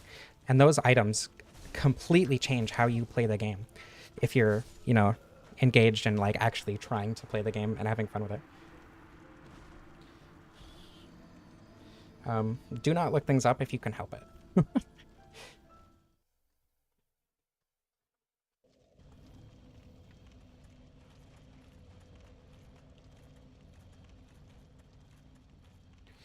If you're constantly lost, then you're not playing the game correctly. The game constantly gives you hints on where you should be going, and where to go next, and the order you should do things, as well as like having tons and tons of landmarks and very, very different biomes to orient yourself between.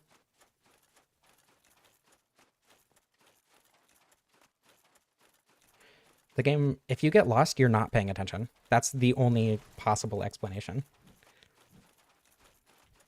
There is a manual. There is a manual in the game that you collect throughout the game that tells you explicitly what to do. Again, if you get lost and you don't know what to do, you're not paying attention.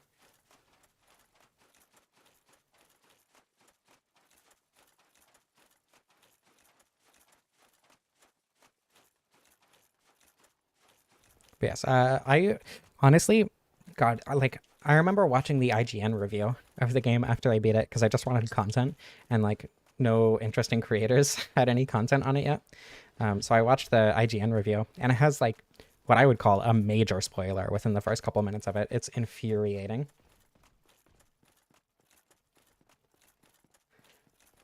Like they just put a major spoiler for a game that is best completely blind in the first couple minutes of the review.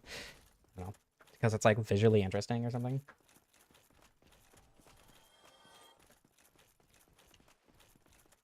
I'm gonna actually open DSR gadget. Back up my position so I don't have to run here every time. Just because I can't imagine that's engaging content, though hopefully they beat it this time. Hello? Oh, I clicked on the wrong thing. There we go.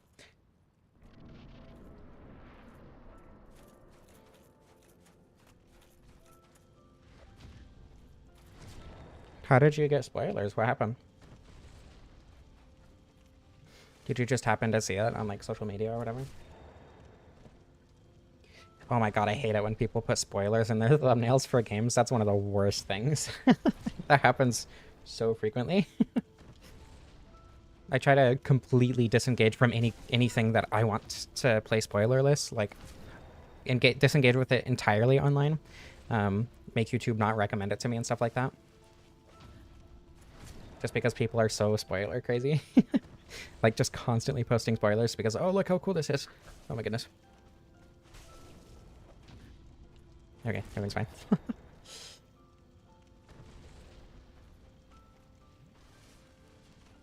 There we go.